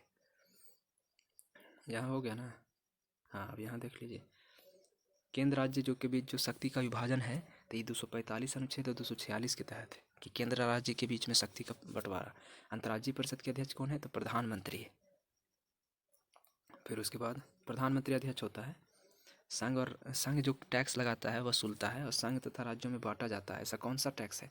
तो कृषि आय के अलावे जो आय पर कर है वो केंद्र सरकार लगाता है, लेकिन संघ और राज्य दोनों बांटा जाता है। सरकारी आयोग का गठन 1983 में। अब संघ सूची वाला सब आप देख लीजिए कि कौन कौन सा आता है संघ सूची में। तो आयकर, यानी कृषि इनकम को छोड़ करके जो भी आयकर है वो संघ सूची में। सीमा शुल्क, निर्यात शुल्क, सीमा शुल्क जो है ये भी, निर्यात शुल्क मिला करके ये भी संघ सरकार में। तंबाकू और अन्य वस्तुओं पर उत्पाद शुल्क, अफीम, गांजा, मादक औषधि, मादक पदार्थ को छोड़ करके, तो ये तंबाकू और अन्य वस्तु पर भी केंद्र सरकार में। निगम कर केंद्र सरकार संघ सूची में। व्यक्ति और कंपनी की संपत्ति के पूंजियों पर जो कर लगेगा वो भी केंद्र सरकार। संपदा शुल्क हो गया केंद्र सरकार। कृषि भूमि देखिए सब में छोड़ रहा है, क्योंकि कृषि वाला स्टेट लेता है। संपत्ति के उत्तराधिकार पर भी शुल्क लगता है। रेल, समुद्र, वायु मार्ग द्वारा ले जाने वाले वस्तुओं और यात्री पर सीमा कर तथा रेल भाड़ा और माल भाड़ा पर कर भी संघ सूची में आता है। स्टॉक एक्सचेंज, वायदा बाजार संघ सूची में। स्टाम्प शुल्क संघ सूची में। समाचार पत्र के क्रय विक्रय, उसमें प्रकाशित विज्ञापन कर ये भी संघ सूची में। समाचार पत्र से भिन्न वस्तुओं के क्रय पर जो है, क्रय विक्रय पर, उस पर भी। माल के परिपेषण पर कर और सेवाओं पर कर, ये सब संघ सूची में है। ये एक देख लीजिए कि केंद्र सरकार जल विवादों का समाधान ट्रिब्यूनल की स्थापना कर सकती है। मतलब जल विवाद हो गया तो उसके लिए न्यायाधिकरण की स्थापना कर देती है। कोई राज्य के बीच में हो जाता है। अब राज्य सरकार का मतलब सूची देख लीजिए, राज्य सूची। भू राजस्व या लगान जो है राज्य सूची में। कृषि आय पर कर राज्य सूची। भूमि, कृषि भूमि उत्तराधिकार पर कर राज्य सूची। कृषि भूमि संपदा शुल्क राज्य सूची। भूमि और भवन, बिल्डिंग पर और जमीन पर कर भी राज्य सूची। खनिज अधिकार पर कर राज्य सूची। शराब, अफीम, गांजा, मादक पदार्थ, औषधि उत्पाद कर, ये सब भी राज्य सूची। स्थानीय उपयोग तथा क्रय विक्रय के लिए वस्तुओं पर प्रवेश, ये भी राज्य सूची। प्रवेश पर कर, ये भी राज्य सूची। विद्युत के उपभोग एवं बिक्री पर कर भी राज्य सूची। समाचार पत्र से भिन्न वस्तुओं के क्रय विक्रय पर कर भी राज्य सूची। रेडियो और दूरदर्शन के विज्ञापनों पर कर भी राज्य सूची। सड़क और अंतर्देशीय जलमार्ग द्वारा ले जाए जाने वाले वस्तुओं और यात्रियों पर कर भी राज्य सूची। सड़क पर प्रयुक्त होने वाले वाहन पर कर भी राज्य सूची। जीव जंतुओं और नौका पर कर भी राज्य सूची, टोल टैक्स भी राज्य सूची, व्यापार वाणिज्य और रोजगार पर कर भी राज्य सूची, प्रति व्यक्ति कर, कैपिटेशन टैक्स भी राज्य सूची, विलासिता, मनोरंजन, जुआ, बोली लगाना, ये सब भी राज्य सूची में आता है। फिर स्टाम्प शुल्क आएगा राज्य सूची में। स्टाम्प शुल्क के संग सूची से वर्णित दस्तावेज से भिन्न रहेगा, वो में वाला आएगा। अच्छा, फिर उपयुक्त विषय में से किसी के संबंध में शुल्क, किंतु इसमें न्यायालय में ली जाने वाली शुल्क शामिल नहीं है। ये हो गया आपका राज्य सरकार के। अब यहाँ देख लीजिए कि अनुच्छेद 265 क्या कहता है कि इसमें विधि के प्राधिकार के बिना न तो कोई कर लगा सकते हैं और न ही आप एकत्रित कर सकते हैं। 265 के अनुच्छेद में लिखा हुआ है कि आप कानून बनाइएगा, अथॉरिटी ऑफ लॉ होगा, तभी आप टैक्स लगा सकते हैं। सरकारी आयोग का फिर देखिए कि गठन जो है वो किस लिए, तो केंद्र और राज्य के बीच संबंध के लिए हुआ था। अच्छा, अंतर्राज्यीय परिषद की स्थापना कब, तो 18 मई 1990 को हुआ था, डेट के साथ में 18 मई। आयोग समिति देखिए तो केंद्र राज्य संबंध पर विचार करने के लिए समय समय पर आयोग बनता रहा है। इसमें राजमन्नार समिति 1969 में बना था, ये मन्नार अध्यक्ष थे। सरकारिया आयोग सरकारिया के रंजीत सिंह सरकारिया की अध्यक्षता में 83 में बना है। प्रशासनिक सुधार आयोग मोरारजी देसाई के नेतृत्व में केंद्र राज्य संबंध से संबंधित है 1966। शीतलवाड़, ये भी केंद्र राज्य संबंध से है, MC शीतलवाड़ 96 में। पुंछी आयोग 2007 में, मदन मोहन पुंछी, तो ये भी था मतलब केंद्र राज्य संबंध पर विचार के लिए।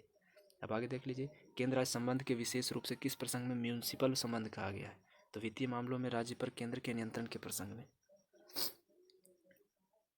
फिर आगे 312 अनुच्छेद के अंतर्गत राज्यसभा में उपस्थित और मतदान करने वाले सदस्यों के 2/3 बहुमत से पारित प्रस्ताव द्वारा संसद की किसी नई अखिल भारतीय सेवा का सृजन कर सकते हैं। ये राज्यसभा को एगो एक्स्ट्रा पावर है, याद रखिएगा 312 अनुच्छेद, कि वो अखिल भारतीय सेवा का सृजन कर सकती है 2/3 बहुमत से।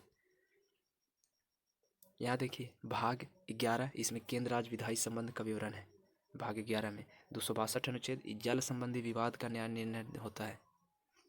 प्रधानमंत्री अगर अनुपस्थित हैं तो अंतर्राज्यीय परिषद की अध्यक्षता कैबिनेट स्तर के मंत्री करता है। राजमन्नार समिति, ये राज्यपाल के प्रसाद पर्यंत राज्य मंत्री परिषद पद धारित करने से संबंधित प्रावधान खत्म कर दिए जाए, ऐसा प्रावधान था कि राज्यपाल के प्रसाद पर्यंत जो मंत्री परिषद धारण करता है तो ऐसा खत्म कर दिया जाए। ये राजमन्नार समिति सुझाव दिया था। आगे देख लीजिए कि केंद्र राज्य के प्रशासनिक संबंधों का उल्लेख अनुच्छेद कितना में है, अनुच्छेद 256 से 63 तक के। अंतर्राज्यीय परिषद का गठन का प्रावधान किस अनुच्छेद में है, अनुच्छेद 263 में है। 262 अनुच्छेद के अंतर्गत शक्तियों के प्रयोग से संसद द्वारा नदी बोर्ड अधिनियम 1956, अंतर्राज्यीय जल विवाद अधिनियम 1956 पारित किया गया। जल विवाद अधिनियम 1956 के अंतर्गत केंद्र सरकार ऐसे विवादों के समाधान के लिए न्यायाधिकरण की स्थापना भी कर सकती है। ये ऊपर में पढ़ चुके हैं कि जल विवाद होता है तो न्यायाधिकरण बनता है, ट्रिब्यूनल।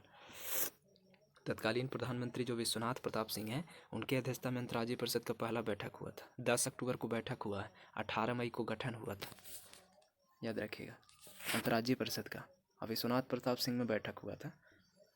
अब हम लोग देखेंगे कि संघ राज्य संबंध से रिलेटेड अनुच्छेद है, भाग 11 और भाग 12 मिलाकर के 245 से 93 तक के। केंद्र राज्य में विधायी संबंध क्या क्या है, केंद्र राज्य में प्रशासनिक संबंध क्या है और वित्तीय संबंध क्या है।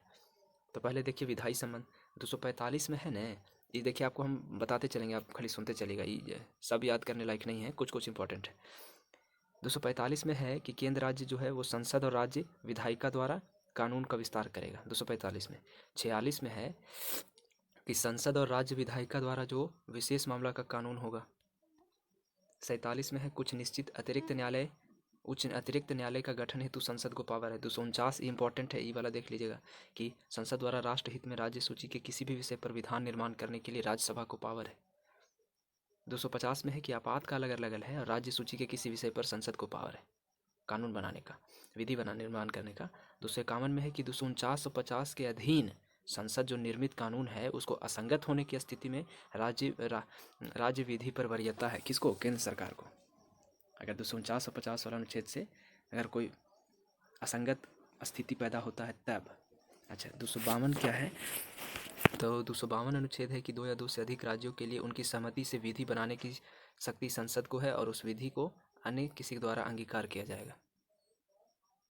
253 अनुच्छेद, अंतर्राष्ट्रीय करार प्रभावी करने के बाद विधान निर्मित करने की शक्ति संसद को है। 254, इस संसद द्वारा बनाई गई विधि और राज्य विधानमंडल द्वारा बनाई गई विधि में असंगति होगा तब संसद वाला प्रभावी होगा, ये कह रहा है 254। 255 में है कि सिफारिश और पूर्व मंजूरी के बारे में अपेक्षाओं को केवल प्रक्रिया का विषय मानना, इस आधार पर उसे खारिज नहीं करना। 253 इंपॉर्टेंट था, 55 इंपॉर्टेंट है, ये सब देख लीजिएगा। अब 56 में हम लोग देखते हैं प्रशासनिक। हाँ, तो ये तो 56 तो बहुत हाईलाइटेड है कि संसद द्वारा निर्मित जो भी विधि के अनुपालन को सुनिश्चित करने के लिए संघ और राज्य को निर्देश दिया जाना।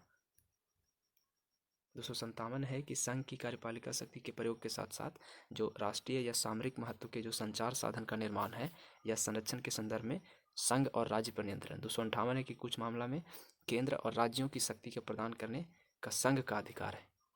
258 के क्रम में राज्य के द्वारा केंद्र को कार्य को सौंपने की शक्ति है, यानी स्टेट जो है वो केंद्र को कार्य सौंप देगा। 260 में भारत के बाहर क्षेत्रों से संबंध के मतलब संघ के अधिकार है। 260 में भारत से बाहर के क्षेत्र के संबंध केंद्र सरकार को पावर है। 261 में सार्वजनिक कार्य अभिलेख और न्यायालय कार्यवाही। 262 आप जानते हैं, ये याद कर लीजिएगा, अंतर्राज्यीय नदी के जलीय विवाद हल के लिए ट्रिब्यूनल का गठन। और 263 भी आप जानते हैं, अंतर्राज्यीय परिषद का गठन। अब हम लोग वित्तीय संबंध देखेंगे। तो अनुच्छेद 265 में है कि विधि के प्राधिकार के बिना, कानून बनाए बिना आप कोई टैक्स नहीं लगा सकते हैं, ये है। अनुच्छेद 66 में है तो ये तो संचित निधि होगा और लोक लेखा, भारत और राज्यों का संचित निधि। 267 में है आकस्मिकता निधि, यहाँ याद रखिएगा कि राज्य का भी संचित निधि है। यह आकस्मिकता निधि 68 में केंद्र द्वारा लगाए गए परंतु राज्य द्वारा एकत्रित व विनियोजित कराएगा इसमें 268 में। 270 में संघ सरकार द्वारा लगाए गए और संग्रहित किंतु संघ और राज्य के बीच में बांट दिए गए।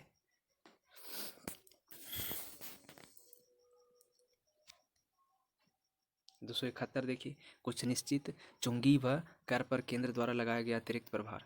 274 इसमें है कि राज्यों के हितों से संबंधित कराधान वाले विधेयकों के संबंध में राष्ट्रपति की पूर्वानुमति आवश्यक है, राष्ट्रपति से अनुमति लेना जरूरी है राज्य के हित से संबंधित अगर कराधान है तब। 275 में कुछ राज्यों को संघ से अनुदान मिलता है। 276 में व्यापार वाणिज्य व्यवसाय व्यापार और रोजगार पर कर है, 276 में है ना। और 280 में है कि राष्ट्रपति प्रत्येक 5 वर्ष पर वित्त आयोग जो होता है उसका गठन करेगा। और 281 में है कि वित्त आयोग की सिफारिश को संसद के समक्ष रखा जाएगा 281 में। 283 में है कि संचित निधि आकस्मिकता निधि लोक लेखा में जमा निधि की अभिरक्षा, ये 283 में है। 285 में है संघ की संपत्ति को राज्य के कराधान से छूट है। फिर उसके बाद 286 में है विभिन्न वस्तुओं की बिक्री पर कर के अधिरोपण के विषय में निर्बंधन। फिर 287 में है विद्युत पर करों से छूट यानी बिजली पर। 288 में पानी और बिजली के संबंध में राज्यों द्वारा कराधान की कुछ दशाओं में छूट है, राज्य का भी मतलब छूट है कुछ। 289 याद कर लीजिएगा कि राज्य की संपत्ति और आय को संघ के कराधान से छूट है। इसके साथ ही वाला हो गया। अब देख लीजिए यहाँ कि केंद्र राज्य संबंध में सुधार के लिए जो प्रशासनिक आयोग आया था 1966 में, मोरारजी देसाई वाला, और राजमन्नार आयोग 1969 में, और आनंदपुर साहिब प्रस्ताव 1973 में, सरकारिया 1983 में, और पुंछी आयोग 2007 में गठन किया गया था। मदन मोहन पुंछी था उसकी अध्यक्षता में। सब याद कर लीजिएगा, डेट पूछ देता है कि ई कब डेट में, ई कब, ई कब, ई कब, ई कब, ऐसे। अब हम लोग आपात उपबंध देखेंगे। तो देखिए, आपात में किसी राज्य विधानसभा की अवधि बढ़ाई जा सकती है संसद द्वारा, यानी संसद बढ़ा सकता है। फिर किसने कहा था राष्ट्रपति की आपातकालीन अधिकार संविधान के साथ धोखा है? तो ये मतलब हृदयनाथ कुंजरू ने कहा था कि संविधान के साथ धोखा है। बताइए, राज्य के राष्ट्रपति शासन किसकी सलाह पर? तो राज्यपाल कहेगा ना कि ये राज्य में स्थिति बढ़िया नहीं है, तब राष्ट्रपति शासन लगता है। राष्ट्रपति शासन अधिकतम कितना दिन तक बढ़ा सकते हैं? तो 3 साल तक के अधिकतम लगा सकते हैं। हाँ, अब तक आपात उद्घोषणा देख लीजिए तो 352 अनुच्छेद का प्रयोग करके 3 बार लगाया जा चुका है। पहली बार लगा था 1962 में। इसका कारण था चीन जो है वो नेफा के क्षेत्र पर आक्रमण कर दिया था, जिसको हम लोग अभी अरुणाचल प्रदेश कहते हैं। और दूसरा बार लगा था 1971 में, तो ये पाकिस्तान द्वारा भारत के विरुद्ध अघोषित युद्ध छेड़ने के कारण।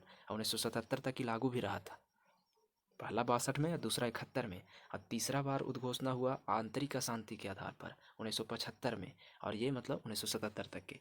यानी अपन दूसरा जो लगा था ना, ये एकदम 71 से 77 तक चलते रहा, काहे कि बीच में 75 में ये भी हो गया था। तो 71 से ही रहा होगा 74 तक के, और फिर 75 में फिर लग गया तीसरा बार आंतरिक अशांति के आधार पर। अब यहाँ देख लीजिए कि भारत के संविधान के अनुसार अनुच्छेद 352 जो है वो राष्ट्रीय आपात की युद्ध और बाहरी आक्रमण अथवा सशस्त्र विद्रोह के आधार पर किया जा सकता है। यही 3 गो पर मतलब आप लगा सकते हैं राष्ट्रीय आपात 3 स्थिति में। फिर देखिए 355 अनुच्छेद जो है ये भारत सरकार का दायित्व है कि बाहरी आक्रमण या आंतरिक अशांति से स्टेट की रक्षा करे। अब कोई राज्य पर हमला होगा या कुछ भी होगा तो 355 अनुच्छेद में केंद्र सरकार का दायित्व है कि उसकी रक्षा करे। फिर राष्ट्रपति शासन किस अनुच्छेद में है? 356 में है। अच्छा, भारत में वित्तीय आपातकाल भी है, लेकिन ये एको बार लगावल नहीं किया है, याद रखिएगा। फिर मूल अधिकार देख लीजिए, जो 20-21 में मूल अधिकार जो आता है ना, वो आपातकाल भी लगल रहेगा, फिर भी स्थगित कर सकता है। यानी 20-21 को छोड़ करके जितना हम लोग के मूल अधिकार है सभ्य 359 के तहत स्थगित हो जाता है, यानी ख़त्म हो जाता है। खाली 20-21 हम लोग की छूट रहता है कि वो ख़त्म नहीं होगा। संसद जो आपातकाल की घोषणा का अनुमोदन करता है तो ये 1 महीना के लिए करता है। 1 महीना के अंतराल में मतलब पारित हो जाना चाहिए संसद से। अगर मान लीजिए आपातकाल लगाना है तो 1 महीना के अंदर में वो वाला प्रूव होना चाहिए, संसद का पारित होना चाहिए। 356 अनुच्छेद, इस सबसे पहले राष्ट्रपति शासन कौन राज्य में? तो ये पंजाब में। राष्ट्रीय आपातकाल में लोकसभा की अवधि जो है वो आपातकाल की समाप्ति तक बढ़ाई जा सकती है, लेकिन एक बार में केवल 1 साल के लिए बढ़ता है। प्रकार देख लीजिए, तो आपातकाल के प्रकार और प्रभाव, जैसे 352 में लगता है तो राष्ट्रीय आपात, 356 में लगता है तो राज्य आपात यानी राष्ट्रपति शासन इसको बोलते हैं, और 360 में लगता है तो वित्तीय आपात। इसमें देखिए 352 में क्या है कि राष्ट्रीय आपातकाल के दौरान केंद्र और राज्यों के बीच शक्ति का विभाजन खत्म हो जाता है।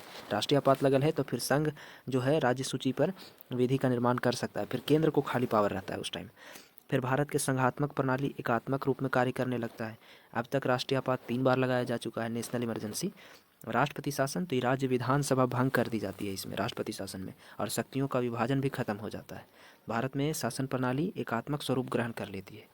अब तक भारत में 120 से ज़्यादा बार राष्ट्रपति शासन लग चुका है। ये स्टेट में नहीं लगता है, हर स्टेट में लग जाता है जब भी कुछ गड़बड़ हो।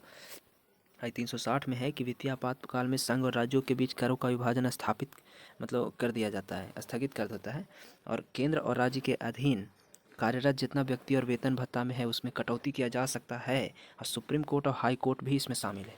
याद रखिएगा, कटौती में वो खनियों के वेतन घटा बढ़ा सकता है। वित्तीय आपात के दौरान अब तक एक बार भी नहीं लेकिन लगावल गया है।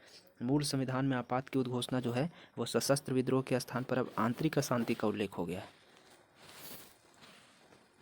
आंतरिक स्थान का उल्लेख था, मतलब पहले हम लोग कहते थे ना कि आंतरिक अशांति, लेकिन अब उस बात को चेंज करके सशस्त्र विद्रोह कर दिया गया है। अब हम लोग वित्त आयोग देखेंगे, वित्त आयोग की संरचना। तो देखिए इसमें अध्यक्ष होता है जो सार्वजनिक कार्यों के अनुभव करने वाला व्यक्ति होगा। अब इसके सदस्य होता है कै गो? 4 गो, यानी वित्त आयोग में टोटल कै गो? 5 गो। वित्त आयोग द्वारा की गई सिफारिशों को संसद सदन के समक्ष कौन रखवाता है? तो राष्ट्रपति रखवाता है संसद के समक्ष। 280 अनुच्छेद में वित्त आयोग का है। फिर देख लीजिए कि वित्त आयोग का कार्यकाल 5 साल का होता है। वित्त आयोग के अध्यक्ष के अलावा 4 अन्य सदस्य भी होते हैं। वित्त आयोग देखिए तो पहला वित्त आयोग 1951 में गठन हुआ था, केसी नियोगी थे, 52 से 57 तक के था ये कार्यकाल। उसी तरह से पूरा देख लीजिएगा, ये वीडियो पॉज करके धीरे धीरे देखिए बढ़ा दे रहे हैं। यहाँ अभी 15वां अभी याद कर लीजिए कि 2017 में नियुक्ति हुआ है, और मतलब एन.के. सिंह, इनका कार्यकाल है 20 से 25 तक के ये रहेंगे। यहाँ देखिए, और यहाँ एक बार छूट गया था कि वित्त आयोग का जो ये तो अध्यक्ष हो गया, 4 गो सदस्य है, तो कौन कौन रहता है? तो एगो सदस्य होगा कि उच्च न्यायालय के न्यायाधीश की योग्यता रखने वाला व्यक्ति होगा, और एगो सरकार के वित्त एवं लेखाओं का ज्ञान रखने वाला होगा, और एगो वित्तीय प्रशासनिक मामला का अनुभव रखने वाला होगा, और एगो आर्थिक मामला के विशेष व्यक्ति होगा। अब एक यहाँ देख लीजिए कि भारत में केंद्र राज्य के बीच जो वित्तीय संबंध है वो वित्त आयोग के संस्तुति पर होता है। वित्त आयोग का मेन कार्य केंद्रीय करों में राज्यों का भाग तथा केंद्र और राज्यों को दी जाने वाली वित्तीय सहायता निर्धारित करना है। केंद्र और राज्य के बीच मतलब वित्तीय विवादों के समाधान किस संस्था द्वारा? तो वित्त आयोग द्वारा। दोनों के बीच में अगर विवाद होगा तब। फिर देखिए, केंद्र की समेकित निधि से राज्यों को राजस्व की सहायता यानी अनुदान देने वाला सिद्धांत की अनुशंसा कौन करता है? तो वित्त आयोग करता है कि स्टेट को कितना देना है। सामान्य रूप से भारत में हर 5 साल पे वित्त आयोग की नियुक्ति हो जाता है। केंद्रीय अनुदान और संघ के राजस्व में राज्यों का अंश निर्धारित करने के लिए किया जाता है। भारत की संचित निधि में से राज्यों के राजस्व सहायता अनुदान में कौन विधि नियमित होता है? वित्त आयोग। 15वां वित्त आयोग की संरचना देख लीजिए। एन.के. सिंह अध्यक्ष थे, शक्तिकांत दास ही पूर्वकालिक सदस्य थे। अभी मनोवर्तमान में एन.के. सिंह तो अध्यक्ष हैं, शक्तिकांत दास हैं इसमें, फिर अनूप सिंह हैं, अशोक लाहिड़ी हैं, रमेश चंद्र और अरविंद मेहता सचिव है, ये तो सेक्रेटरी हैं। ये 4-5 हो गया। पहला वित्त आयोग जो हुआ था 1951 में गठन हुआ था, इसके अध्यक्ष केसी नियोगी थे। अब नीति आयोग देख लीजिए। तो योजना आयोग की स्थापना 15 मार्च 1950 को योजना आयोग के प्रथम अध्यक्ष पंडित जवाहरलाल नेहरू थे।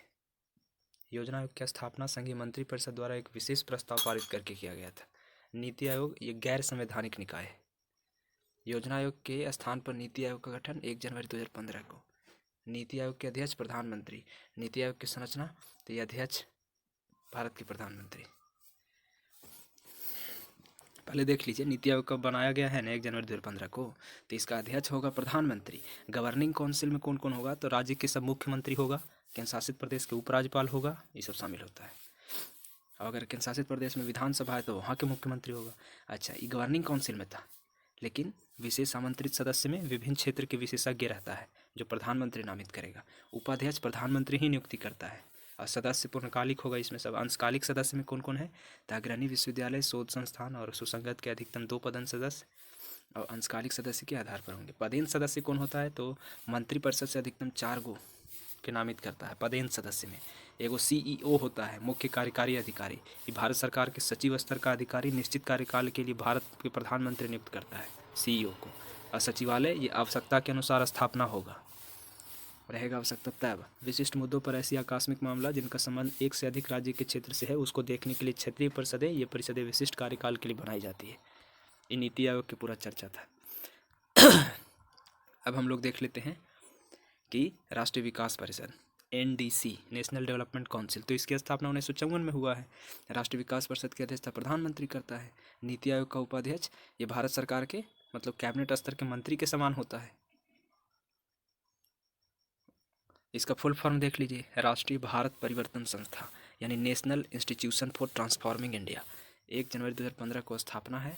पूर्ववर्ती योजना आयोग इसका पहले बोलते थे, पूर्ववर्ती मतलब आयोग था या पूर्ववर्ती संस्था। अधिकार क्षेत्र, तो ये भारत सरकार में आता है। मुख्यालय नई दिल्ली में। अध्यक्ष प्रधानमंत्री होता है नीति आयोग का। उपाध्यक्ष तो ये राजीव कुमार हैं। और वेबसाइट है नीति.government.in। नीति आयोग और राज्य सरकार के बीच समन्वय का कार्य कौन करेगा, तो राष्ट्रीय विकास परिषद करता है। NDC जो 1954 में स्थापना हुआ था, यहाँ देख लीजिए, है ना। चलिए, यहाँ योजना आयोग ने संघ का स्थान ले लिया और हमारा देश अनेक अर्थों में एकल प्रणाली की तरह कार्य कर रहा है। ये बात कौन कहा था, के संथानम ने कहा था योजना आयोग के बारे में। वरीयता अनुक्रम आप पढ़े हैं कि मतलब कौन सा वरीयता अनुक्रम में कौन कहाँ है। जैसे सबसे टॉप में लेवल का जो होता है ना कि मतलब पोजीशन, तो राष्ट्रपति सबसे ऊपर है, उसके बाद उपराष्ट्रपति है, तब प्रधानमंत्री है, उसके बाद सब राज्य के जो राज्यपाल होता है ना वो है, उसके बाद पूर्व राष्ट्रपति है, यही वाला जो रिटायर हुआ है, और उसके बाद में 5 के क्या में उप प्रधानमंत्री, जे यहाँ से प्रधानमंत्री के अलावा जो और बनता है से उप प्रधानमंत्री। उसके बाद है भारत के मुख्य न्यायाधीश और लोकसभा अध्यक्ष, पूर्व राष्ट्रपति और उप प्रधानमंत्री के बाद भारत के चीफ जस्टिस और लोकसभा के अध्यक्ष। फिर संघ के कैबिनेट मंत्री जितना है से सब, और उसके बाद राज्य में मुख्यमंत्री है जो। फिर उपाध्यक्ष नीति आयोग के, ये भी तो कैबिनेट स्तर के था। फिर पूर्व प्रधानमंत्री इसमें आता है, पूर्व प्रधानमंत्री डायरेक्ट यहाँ है। और संघ राज्यसभा और लोकसभा में विपक्ष के नेता भी यहाँ मतलब आता है साथ में। और 7 के क्या में इतना के बाद में फिर भारत रत्न जिसको मिला हुआ है ना वो यहाँ दर्जा है। सोचिए, अब अपने अपने राज्यों के बाहर आगे जो राज्यपाल है उससे ज़्यादा दर्जा भारत रत्न वाला के। सुप्रीम कोर्ट में न्यायाधीश हैं, उससे ज़्यादा भारत रत्न वाला को दर्जा है। फिर 9 के क्या में है अध्यक्ष UPSC के और मुख्य चुनाव आयुक्त और भारत के नियंत्रक महालेखा परीक्षक, इससे भी ज़्यादा दर्जा है भारत रत्न वाला के। और फिर राज्यसभा के उपसभापति जो होता है उसको दर्जा है। अब हम लोग यहाँ देख लेते हैं कि नीति आयोग का उद्देश्य क्या है, तो आर्थिक नियोजन, नीति निर्माण से राष्ट्रीय सुरक्षा को सुनिश्चित करना है। अब हम लोग निर्वाचन आयोग देखेंगे, यहाँ तक हो गया। अब यहाँ से देख लीजिए, राजनीतिक दल को राष्ट्रीय या क्षेत्रीय दल की मान्यता प्राप्त करने के लिए अधिकार किसको है, तो ये चुनाव आयोग। चुनाव आयोग डिसाइड करेगा कि आप राष्ट्रीय पार्टी हैं या क्षेत्रीय पार्टी हैं। मुख्य निर्वाचन आयुक्त का कार्यकाल बता दीजिए, 6 साल या 65 वर्ष की आयु, जो भी पहले हो जाए। मुख्य निर्वाचन आयुक्त जो होता है वो राष्ट्रपति नियुक्ति करता है उसका। निर्वाचन से रिलेटेड कुछ अनुच्छेद है वो देखते हैं। 324 में क्या है कि चुनाव आयोग का अधीक्षण, निर्देशन, नियंत्रण की शक्ति चुनाव आयोग में निहित होगा, ये सब 324 में है। 325 में है चुनाव प्रक्रिया में शामिल होने वाले कोई व्यक्ति धर्म, नस्ल या जाति अथवा लिंग के आधार पर अयोग्य नहीं होगा। इन्हीं आधारों को शामिल करने का दावा वो नहीं कर सकता है। 326 में है लोकसभा और विधानसभा में वयस्क मताधिकार के आधार पर वोट संपन्न होगा। 327 में है विधानमंडल के चुनाव के संबंध में उपबंध करने की शक्ति किसको है? संसद को है। 328 में राज्य विधायिका का संबंधित मतलब राज्य के अंदर चुनाव के संबंध में प्रावधान करने की शक्ति है। 329 में चुनाव संबंधी विषयों में न्यायालयों के हस्तक्षेप पर रोक है, मतलब न्यायालय हस्तक्षेप। ये 329 में। 329 के क्या में प्रधानमंत्री और लोकसभा अध्यक्ष के चुनाव के संबंध में विशेष प्रावधान। आगे देखिए, भारत के मुख्य चुनाव आयुक्त किसके द्वारा नियुक्त किया जा सकता है? तो राष्ट्रपति के द्वारा। आंतरिक दलीय लोकतंत्र का उपयोग कहाँ होता है? तो दल के आंतरिक चुनाव हेतु जो दल के पदाधिकारियों के चयन हेतु समय समय पर होता है। 324 अनुच्छेद में तो निर्वाचन आयोग का प्रावधान किया गया है। मुख्य चुनाव आयुक्त को कैसे हटा सकते हैं? तो संसद के दोनों सदन से 2/3 बहुमत से अगर प्रमाणित कदाचार के आधार पर उस पर कोई आरोप लगा हो तब। ऐसे नहीं कि हाँ संसद 2/3 बहुमत से उसको हटा देगा। राष्ट्रपति का चुनाव तो निर्वाचन आयोग करता है। 61वां संविधान संशोधन 1989 हुआ था, तो इसमें कम से कम मतदान की आयु जो था 21 से घटा करके 18 साल किया गया 1989 में। सांसद के अयोग्यता संबंधी विवाद निर्वाचन आयोग के परामर्श से राष्ट्रपति लेता है निर्णय। फिर संसद के किसी व्यक्ति को चुनाव लड़ने के लिए अयोग्य करार देता है न्यायालय द्वारा अपराधित घोषित किए गए व्यक्ति को। किसको मतलब दिया जा सकता है अयोग्य? तो न्यायालय से जो अपराध है। भारत में मताधिकार और निर्वाचित होने का अधिकार जो है वो विधि का अधिकार है।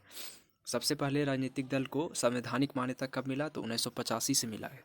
अनुपातिक प्रतिनिधित्व की आवश्यकता किस देश में नहीं है? तो जहां द्विदलीय प्रणाली प्रचलित हो उस देश में अनुपातिक प्रतिनिधित्व नहीं होती है। फिर आगे देखिए, 2 गो दल रहेगा तो अनुपातिक प्रतिनिधित्व काहे लगी रहेगा? अनुपातिक प्रतिनिधित्व हो गया ना कि मतलब क्रम से वोटिंग पड़ता है कि ई पार्टी के ई आदमी के पहले चुनते हैं या ई पार्टी के उसके बाद ही उसके बाद ही उसके बाद ही उसके बाद ही। तो ज़्यादा दलीय है, ज़्यादा पार्टी है तब ना ऐसा होता है। राष्ट्रपति या उपराष्ट्रपति के चुनाव में होता है। अब देख लीजिए कि दिनेश गोस्वामी समिति तो लोकसभा के चुनाव के सरकारी निधियन से है। किसी भी राजनीतिक दल को मुख्य विपक्षी दल की मान्यता प्राप्त करने हेतु उसके पास सदन के कम से कम 10% होने चाहिए। विपक्षी दल लेना है तब। निर्वाचन आयोग को 3 सदस्यीय आयोग बनाया गया 1989 में और 93 में। मतलब निर्वाचन आयोग पहले था अकेले, एक ही को रहता था खाली मुख्य निर्वाचन आयोग, लेकिन फिर 3 सदस्यीय आयोग 89 में भी बना, फिर 93 में और मतलब बन गया। दल बदल निरोधक अधिनियम 1985 में आया था 15 फरवरी को। निर्वाचन प्रक्रिया का आरंभ जो है वो राष्ट्रपति के अधिसूचना जारी करता है तभी होता है शुरू इलेक्शन प्रोसेस। फिर यह अधिसूचना जन प्रतिनिधित्व अधिनियम पब्लिक रिप्रेजेंटेटिव एक्ट 1951 के धारा 14 के अंतर्गत किया जाता है। ये जो निर्वाचन की प्रक्रिया चुनाव वाला है से धारा 14 के अंतर्गत किया जाता है। अब प्रमुख आयोग देखेंगे हम लोग कौन कौन आयोग है इसे।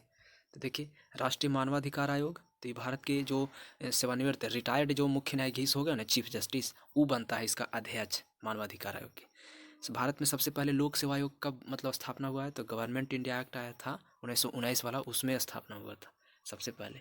राज्य लोक सेवा आयोग जो है उसकी नियुक्ति कौन करता है? राज्यपाल। भारतीय प्रशासनिक सेवा IAS और IPS को खत्म करने की सिफारिश कौन दिया था? तो राजमन्नार आयोग। तो UPSC की प्रथम महिला अध्यक्ष तो रोज मिलियन बैथ्यू। मानवाधिकार आयोग कैसा संस्था है? तो गैर संवैधानिक है, यानी संविधान में इसका चर्चा नहीं है, नॉन कॉन्स्टिट्यूशनल है। मानवाधिकार आयोग की संरचना बनता कैसे है? तो अध्यक्ष तो आपको ऊपर बता दिए कि सुप्रीम कोर्ट के रिटायर्ड मुख्य न्यायाधीश होगा या अन्य न्यायाधीश भी अब बनने लगा है। अच्छा, और सदस्य जो होता है वो देखिए, तो एक सुप्रीम कोर्ट में कार्यरत सेवानिवृत्त रिटायर्ड जज होना चाहिए पहला।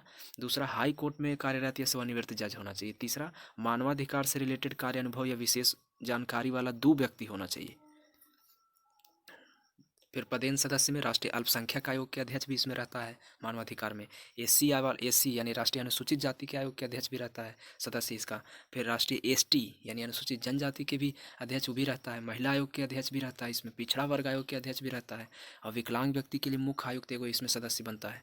और बाल अधिकार सुरक्षा आयोग के मुख्य आयुक्त भी इसका सदस्य होता है, यानी ये सब सदस्य के रूप में ये सब भी रहता है, तब बनता है मानवाधिकार आयोग। अब देख लीजिए कि लोकपाल संस्था में, लोकपाल जो संस्था है इसमें अध्यक्ष के अलावा 8 गो अन्य सदस्य की नियुक्ति होता है जिसका कार्यकाल 5 साल के लिए, यानी अध्यक्ष लोकपाल में अध्यक्ष मिला करके 9 गो टोटल, 8 गो एक्स्ट्रा भी है।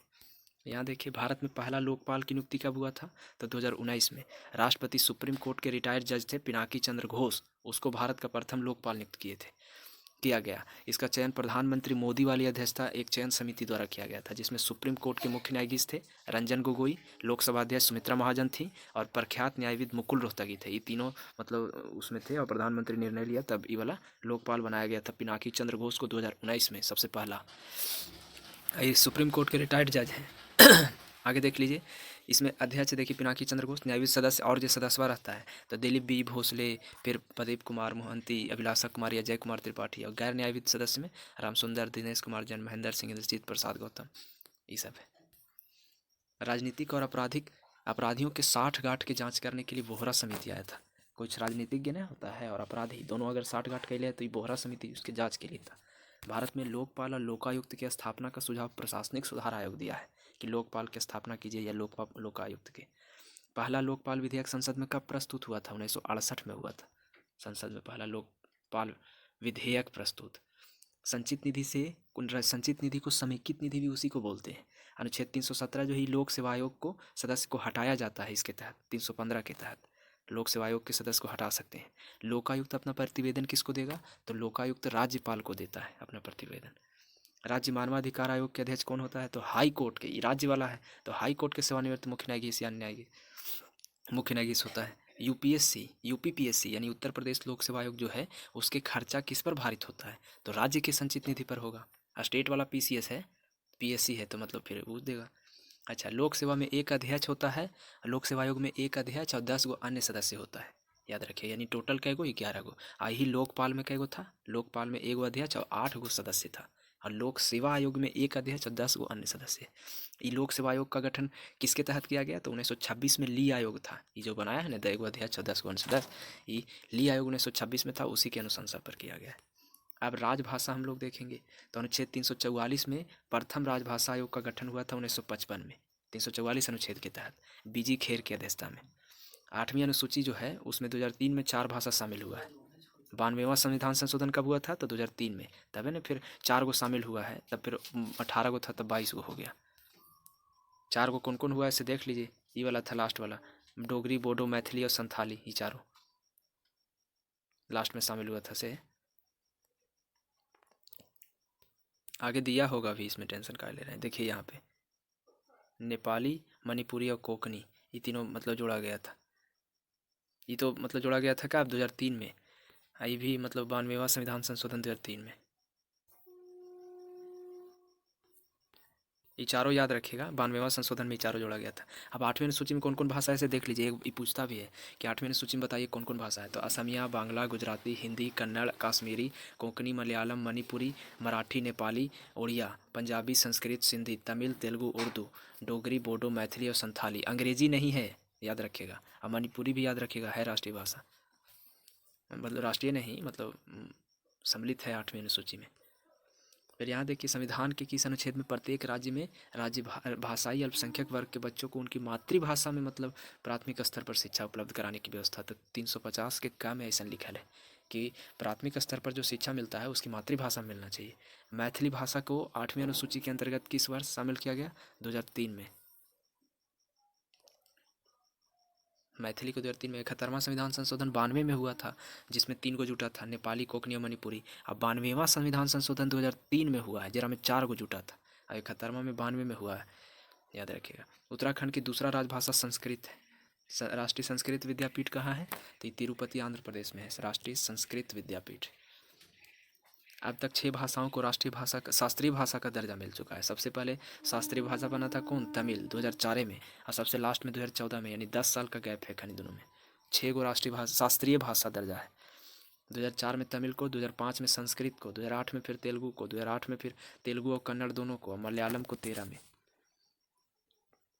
याद रहेगा। 4 में तमिल को और 14 में उड़ीसा को, ये दो तो ऐसे याद हो गया, 10 साल के गैप है। 5 में संस्कृत को 4 के बाद, और 8 में तेलुगु और कन्नड़ को, 13 मलयालम को। अब यहाँ देख लीजिए राजभाषा से कुछ अनुच्छेद है, जैसे 343 अनुच्छेद, इस संघ की राजभाषा है। यहाँ में देखिए पहला में है 343 44 दोनों ने, जो संघ के भाषा से रिलेटेड है। फिर 45 46 47 ही क्षेत्रीय भाषा से है। ऐसे याद करिएगा तो जल्दी बनेगा। जैसे 343 में है संघ की राजभाषा, 44 में है राजभाषा और संसदीय आयोग एवं समिति, 345 46 47 है क्या? 45 46 47 है 345, 46, 47 से क्षेत्रीय भाषा। तो 45 में है राज्य की राजभाषा अथवा राजभाषाएँ, या 46 में है एक राज्य दूसरे राज्य अथवा राज्य के संघ के बीच विवाद के लिए संवाद के लिए राजभाषा। 347 में है किसी राज्य की जनसंख्या के एक समूह द्वारा बोली जाने वाली भाषा में संबंधित प्रावधान। अब 300 सुप्रीम कोर्ट और हाई कोर्ट की भाषा। तो 348 में है सुप्रीम कोर्ट और हाई कोर्ट के एक साथ ही अधिनियम और विधेयक को प्रयोग की जाने वाली भाषा। सुप्रीम कोर्ट या हाई कोर्ट में जो मतलब विधेयक में प्रयोग होता है ना, वो 348 में है। और 349 में भाषा से संबंधित कुछ नियम अधिनियमित करने के लिए विशेष प्रक्रिया। ये वाला टॉपिक याद रखिएगा कि 48, 19, 49 जो है सुप्रीम कोर्ट और हाई कोर्ट से। अब ये विशेष निर्देश देख लीजिए। तो 50 में कहल गया है शिकायत निवारण के लिए प्रयुक्त भाषा। 50 के ए में है कि प्राथमिक स्तर पर मातृभाषा में जो शिक्षण सुविधा देते हैं उसके लिए। 50 के बी में है भाषाई अल्पसंख्यक के लिए विशेष पदाधिकारी बनेगा भी रहेगा। 351 में हिंदी भाषा के विकास के लिए विनिर्देश करना।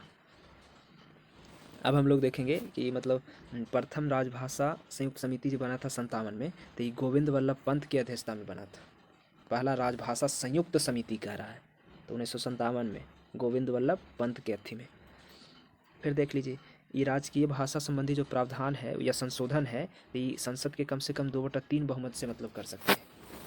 सिंधी भाषा को 8वीं अनुसूची में किस संविधान संशोधन द्वारा जोड़ा जा सकता है? तो 21वां संविधान संशोधन 1967 से। 8वीं अनुसूची में सम्मिलित भाषाओं में कौन सी दूसरी सर्वाधिक बोली जाने वाली है? तो बंगाली है। बोडो, डोगरी, मैथिली और संथाली, ये चारों भाषाओं को 92वां 2003 में जोड़ा गया था, याद रखिएगा। अब यहाँ देख लीजिए पंचायती राज या नगर पालिका के बारे में। तो पंचायती राज ये राज्य सूची का विषय है। 73वां संविधान संशोधन ये पंचायतों को निर्दिष्ट करने वाले कार्यों की अनुसूची 11वीं अनुसूची में है। पंचायत चुनाव कराने के लिए निर्णय कौन लेता है? तो राज्य सरकार द्वारा। 11वीं अनुसूची में पंचायतों के लिए कुल कितने विषय निर्धारित हैं? 29 गो। 73वां संविधान संशोधन के द्वारा पंचायती राज संस्था को संवैधानिक स्तर प्राप्त हुआ था। संवैधानिक स्तर मिला है मतलब 73वां के तहत संविधान में उल्लेख हो गया। पंचायत चुनाव ये 5 वर्ष पर होता है। पंचायतों को संवैधानिक दर्जा 243 अनुच्छेद के तहत। राष्ट्रीय पंचायती राज दिवस कब मनाते हैं? तो 24 अप्रैल के। पंचायती राज प्रणाली सबसे पहले शुरू कहाँ हुआ? तो 2 अक्टूबर 1959 को नागौर राजस्थान में हुआ। त्रिस्तरीय पंचायती राज प्रणाली की अनुशंसा कौन किया था? तो बलवंत राय मेहता समिति किया था। और अशोक मेहता जो है द्विस्तरीय किया था कि पंचायती राज को 2 स्तर में रखा जाए। पंचायत और नगर पालिका से संबंधित जो संविधान में प्रावधान है 1993 में आया था। 1993 में पंचायत का और नगर पालिका के उल्लेख किया गया संविधान में। पंचायती राज में किस संशोधन द्वारा मतलब स्वशासन की इकाई के रूप में संगठन किया गया? तो 73वां संविधान संशोधन हुआ 1993 में, तब किया गया। अब यहाँ देख लीजिए पंचायती राज से रिलेटेड कुछ समिति है, जैसे सबसे पहले बलवंत राय मेहता समिति 1957 में, यही चल रहा है, भी त्रिस्तरीय ही बोला था। अशोक मेहता 77 में द्विस्तरीय बोला था। जी.के. राव समिति 85 में, सिंघवी 86 में और संथानम 62 में। संथानम समिति भी 62 में पंचायती राज से है। और सादिक अली समिति 1964 में, ये भी पंचायती राज से है। 62-64 ही दो बहुत कम पूछता है, लेकिन याद कर लीजिएगा, ये चारों तो इम्पोर्टेंट है। अच्छा, ये जो सिंघवी 86 में 1986 में, इसी के तहत जो है वो देख लीजिए, सिंघवी समिति के तहत ही संवैधानिक स्थिति मिला है पंचायती राज में। संविधान में मतलब स्थिति प्रदान करने की संस्कृति यही किया था कि इसको संवैधानिक दर्जा दिया जाए। फिर देखिए कौन राज्य में पंचायत समिति और जिला परिषद को करारोपण करने की शक्ति दिया गया है कि आप टैक्स लगा सकते हैं? तो गुजरात में, महाराष्ट्र में और राजस्थान में। ब्लॉक स्तर के जो पंचायत समिति होता है उसका स्वरूप क्या है? तो प्रशासनिक प्राधिकरण यानी एडमिनिस्ट्रेटिव अथॉरिटी बोल सकते हैं। पंचायती राज का प्रधान लक्ष्य ग्रामवासियों में शक्ति का विकेंद्रीकरण, लोगों में विकास मूलक प्रशासन में भागीदारी के योग्य बनाना, यह लोकतांत्रिक विकेंद्रीकरण को प्रोत्साहित करता है। पंचायत अगर भंग होता है तो 6 महीना के भीतर चुनाव हो जाएगा। पंचायत में किन वर्गों को आरक्षण है? तो महिलाओं को है और SC/ST को है। अब यहाँ देख लेते हैं कि 11वीं अनुसूची जो है वो 12वीं अनुसूची तो कैसे है कुछ ये कि 11वीं अनुसूची में क्या क्या आएगा? तो पंचायतों की शक्तियाँ, उत्तरदायित्व और मतलब इस सूची में 29 विषय हैं 11वीं अनुसूची में, पंचायत वाला में। 73वां संविधान संशोधन 1992 में इसको जोड़ा गया है। इसमें अनुच्छेद 243 के 6 से मतलब आर्टिकल 243 के G कह सकते हैं। अब 12वीं अनुसूची नगर पालिका से है, एरम पंचायत है, एरम नगर पालिका है। 12वीं में नगर पालिका के शक्ति उत्तरदायित्व है। इसमें 18 विषय है और 74वां संविधान संशोधन हुआ था तब जोड़ा गया 92 में। ये 243 के यानी डब्लू में है। 73वां संविधान संशोधन के अंतर्गत महिलाओं को ग्राम पंचायत में 33% आरक्षण दे दिया गया है कि 33% उम्मीदवार महिला रहेगी। अच्छा, विभिन्न राज्यों में पंचायती राज देख लीजिए। अब जैसे संस्था और राज्य एक स्तरीय कहाँ है, मानो खाली ग्राम पंचायत है तो केरल में खाली ग्राम पंचायत होता है, जम्मू कश्मीर में भी, त्रिपुरा में भी, मणिपुर में भी और सिक्किम में भी केवल एगो खाली है, मान खाली ग्राम पंचायत चलता है। 2 स्तर के कहाँ है तो ग्राम पंचायत और पंचायत समिति 2 भाग में, तो असम में, उड़ीसा में, मध्य प्रदेश में, कर्नाटक में और हरियाणा में, इस सब में जिला परिषद नहीं होता है, खाली ग्राम पंचायत और पंचायत समिति। असम, उड़ीसा, मध्य प्रदेश, कर्नाटक और हरियाणा। और खाली ग्राम पंचायत कहाँ था, गांव खाली कहाँ, तो ये केरल में, जम्मू कश्मीर, त्रिपुरा, मणिपुर और सिक्किम में, मतलब ग्राम वाला। 3 स्तरीय तीनों, ग्राम पंचायत भी, पंचायत समिति भी और जिला परिषद भी। तो यूपी में, बिहार में अपना है ये है, महाराष्ट्र में, आंध्र प्रदेश में, हिमाचल में और पंजाब में, गुजरात में, तमिलनाडु में, राजस्थान में, यानी तमिल, राजस्थान, गुजरात, पंजाब, हिमाचल, आंध्रा, महाराष्ट्र, बिहार, यूपी सब में तीनों है। और 4 स्तरीय कहाँ है तो वो खाली बंगाल में। यहाँ एक और जुड़ जाता है, आंचलिक पंचायत होता है और आंचलिक परिषद भी होता है। ग्राम पंचायत, ये पंचायत समिति को 2 भाग में बांट दिया है, अंचल पंचायत और अंचल परिषद और जिला परिषद, ये बंगाल में। बाकी आप समझ रहे हैं। गुजरात में त्रिस्तरीय पंचायत संस्था है, पंचायत, ग्राम पंचायत, तालुका समिति और जिला परिषद, मतलब नामा खाली चेंज है। जैसे बिहार में हम लोग ग्राम पंचायत और पंचायत समिति कहते हैं और जिला परिषद कहते हैं, अब गुजरात में तालुका समिति हो गया है। मेघालय, मिजोरम और नागालैंड, ये 3 गो ऐसा है जहाँ पंचायत का गठन होवे नहीं किया है। यानी मणिपुर, सिक्किम, त्रिपुरा में तो चलो ग्राम पंचायत था न, लेकिन नागालैंड में, मेघालय में और मिजोरम में है ये नहीं है पंचायत। इन राज्यों में एक स्तरीय जनजातीय परिषद खाली काम करता है बस। अब और देख लीजिए कि अन्य पिछड़ा वर्ग को आरक्षण देने का प्रावधान राज्य विधानमंडल को है। यूपी में पंचायती राज संस्था जो है वो महिलाओं के लिए आरक्षित सीट के कुल स्थानों का 1/3 है। 73वां संविधान संशोधन का मतलब बनाने का क्या उद्देश्य है कि देश में सशक्त और जीवंत पंचायती राज संस्थाओं को स्थापित करना। भारत के किस राज्य में पंचायती राज से रिलेटेड मामला की सुनवाई के लिए पृथक अपीलीय न्यायाधिकरण का गठन किया गया है तो केरल में। अनुसूचित जनजाति यानी एसटी और अनुसूचित जाति यानी एससी दोनों के आरक्षण का प्रावधान कहाँ नहीं है तो अरुणाचल प्रदेश में नहीं है। अरुणाचल प्रदेश में नहीं है। देखिए सब था ना, अरुणाचल प्रदेश इसमें चर्चे नहीं है, यहाँ कहाँ से रहेगा, एससी एसटी के आरक्षण नहीं रहेगा। फिर देखिए, किसी राज्य के राज्यपाल द्वारा उस विशेष राज्य की पंचायतों द्वारा विनियोजित हो सकने वाला टैक्स जो है और फी, ये निर्धारण सिद्धांत जो है विषय में संस्तुति राज्य वित्त आयोग करता है। याद रखिए, स्टेट में तो राज्य वित्त आयोग करेगा ना। नगर पालिका की संवैधानिक संशोधन में तो 74वां के तहत संबंधित है। 73वां में संविधान संशोधन इस स्वशासन की व्यवस्था को प्रोत्साहित करता है।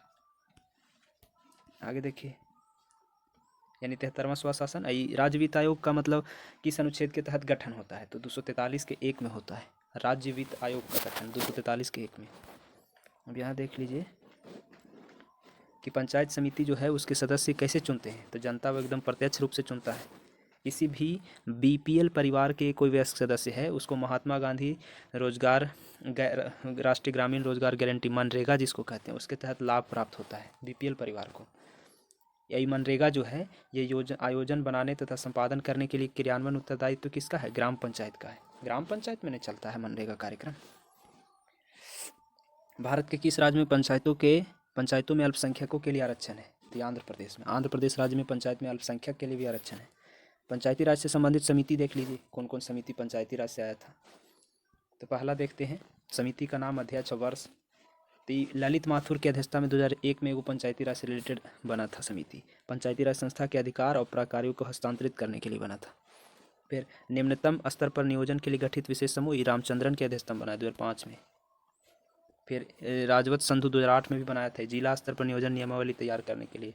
फिर रामचंद्रन ये 2010 में डीआरडीए यानी जिला ग्रामीण एजेंसी के पुनर्गठन के लिए। ये सब पूछता नहीं है। मणिशंकर अय्यर तो ये भी बना था पंचायत समिति की मतलब ऐसे उत्तोलन करने के लिए 2012 में। ये देख लीजिए कि नगर पालिका के 12वीं अनुसूची में कुल 18 विषय पर कानून बनाने की शक्ति देता है नगर पालिका वाला में। अभी पंचायत वाला में कितना विषय था, 29 गो था। अब संवैधानिक संशोधन देखते हैं तो आप जानते हैं कि संविधान संशोधन का प्रावधान हम लोग के अनुच्छेद 368 में है कि हम लोग संविधान में संशोधन कर सकते हैं। फिर देखिए कि संविधान में संशोधन के लिए कहाँ विधेयक लाया जाएगा तो ये लोकसभा या राज्यसभा कोई सदन में ला दीजिए। संवैधानिक संशोधन अधिनियम आता है तो कि कौन सा संविधान संशोधन हुआ था जिसको हम लोग लघु संविधान कहते हैं, यानी उसमें इतना संशोधन हुआ कि कुछ कहे कि नहीं, जैसे 42वां संविधान संशोधन। साधारण बहुमत से संशोधित किए जाने वाले मतलब कोई ऐसा संशोधन बताइए जो साधारण बहुमत से हो जाता हो। तो अनुच्छेद 2, 3, 4 जो है वो संसद के ये कानून देता है, संसद के विधि द्वारा अधिकार देता है कि नए राज्य को शामिल या सीमा परिवर्तन आप साधारण बहुमत से कर सकते हैं। फिर और कोई कर सकते हैं साधारण से, तो अनुच्छेद 75, 97, 125, 165 के 5, 221 के 2 ये द्वितीय अनुसूची में परिवर्तित कर सकते हैं। 105 अनुच्छेद भी मतलब साधारण बहुमत से कि संसद द्वारा पारित किया जाने वाला संसदीय विशेषाधिकार की व्यवस्था करता है।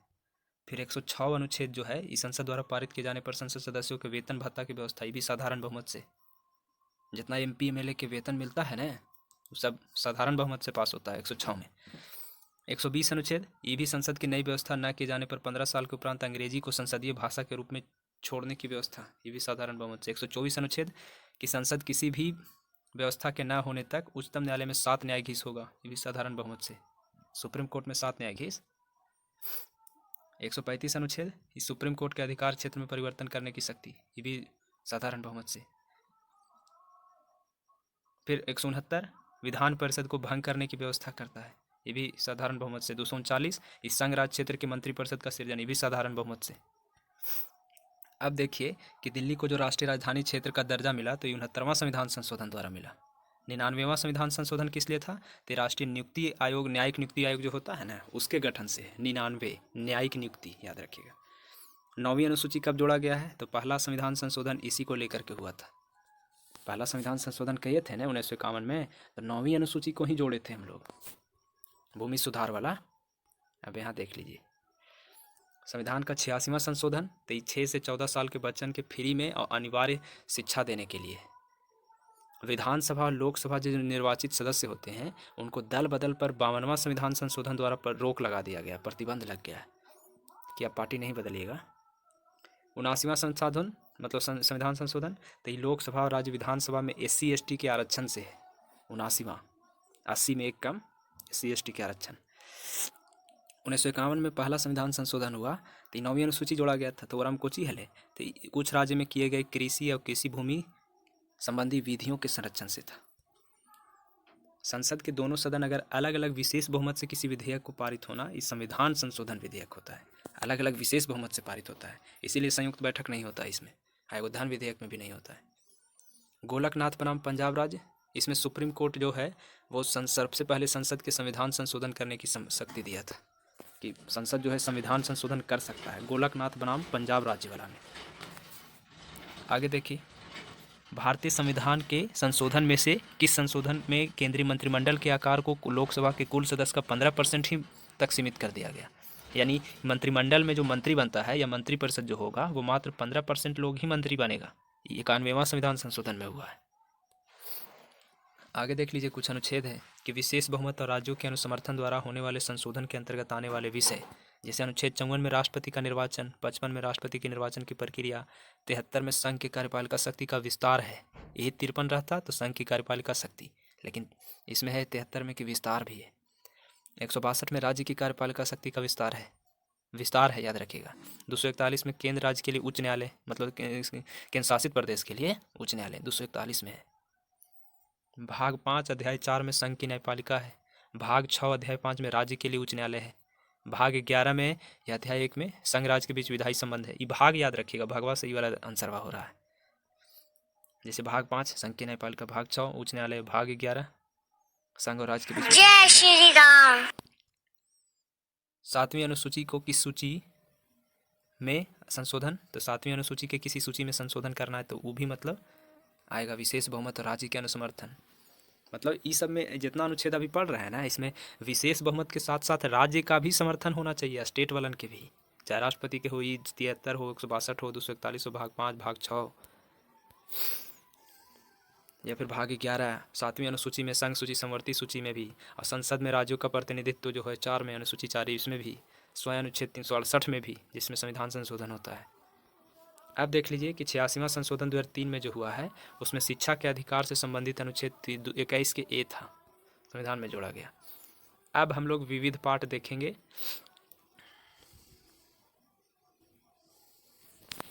विविध पार्ट अब हम लोग शुरू कर रहे हैं। तो ये मतलब पार्ट 2 बना दें, पार्ट 2 वीडियो होगा, नहीं तो फिर मर्ज कर देंगे इसको।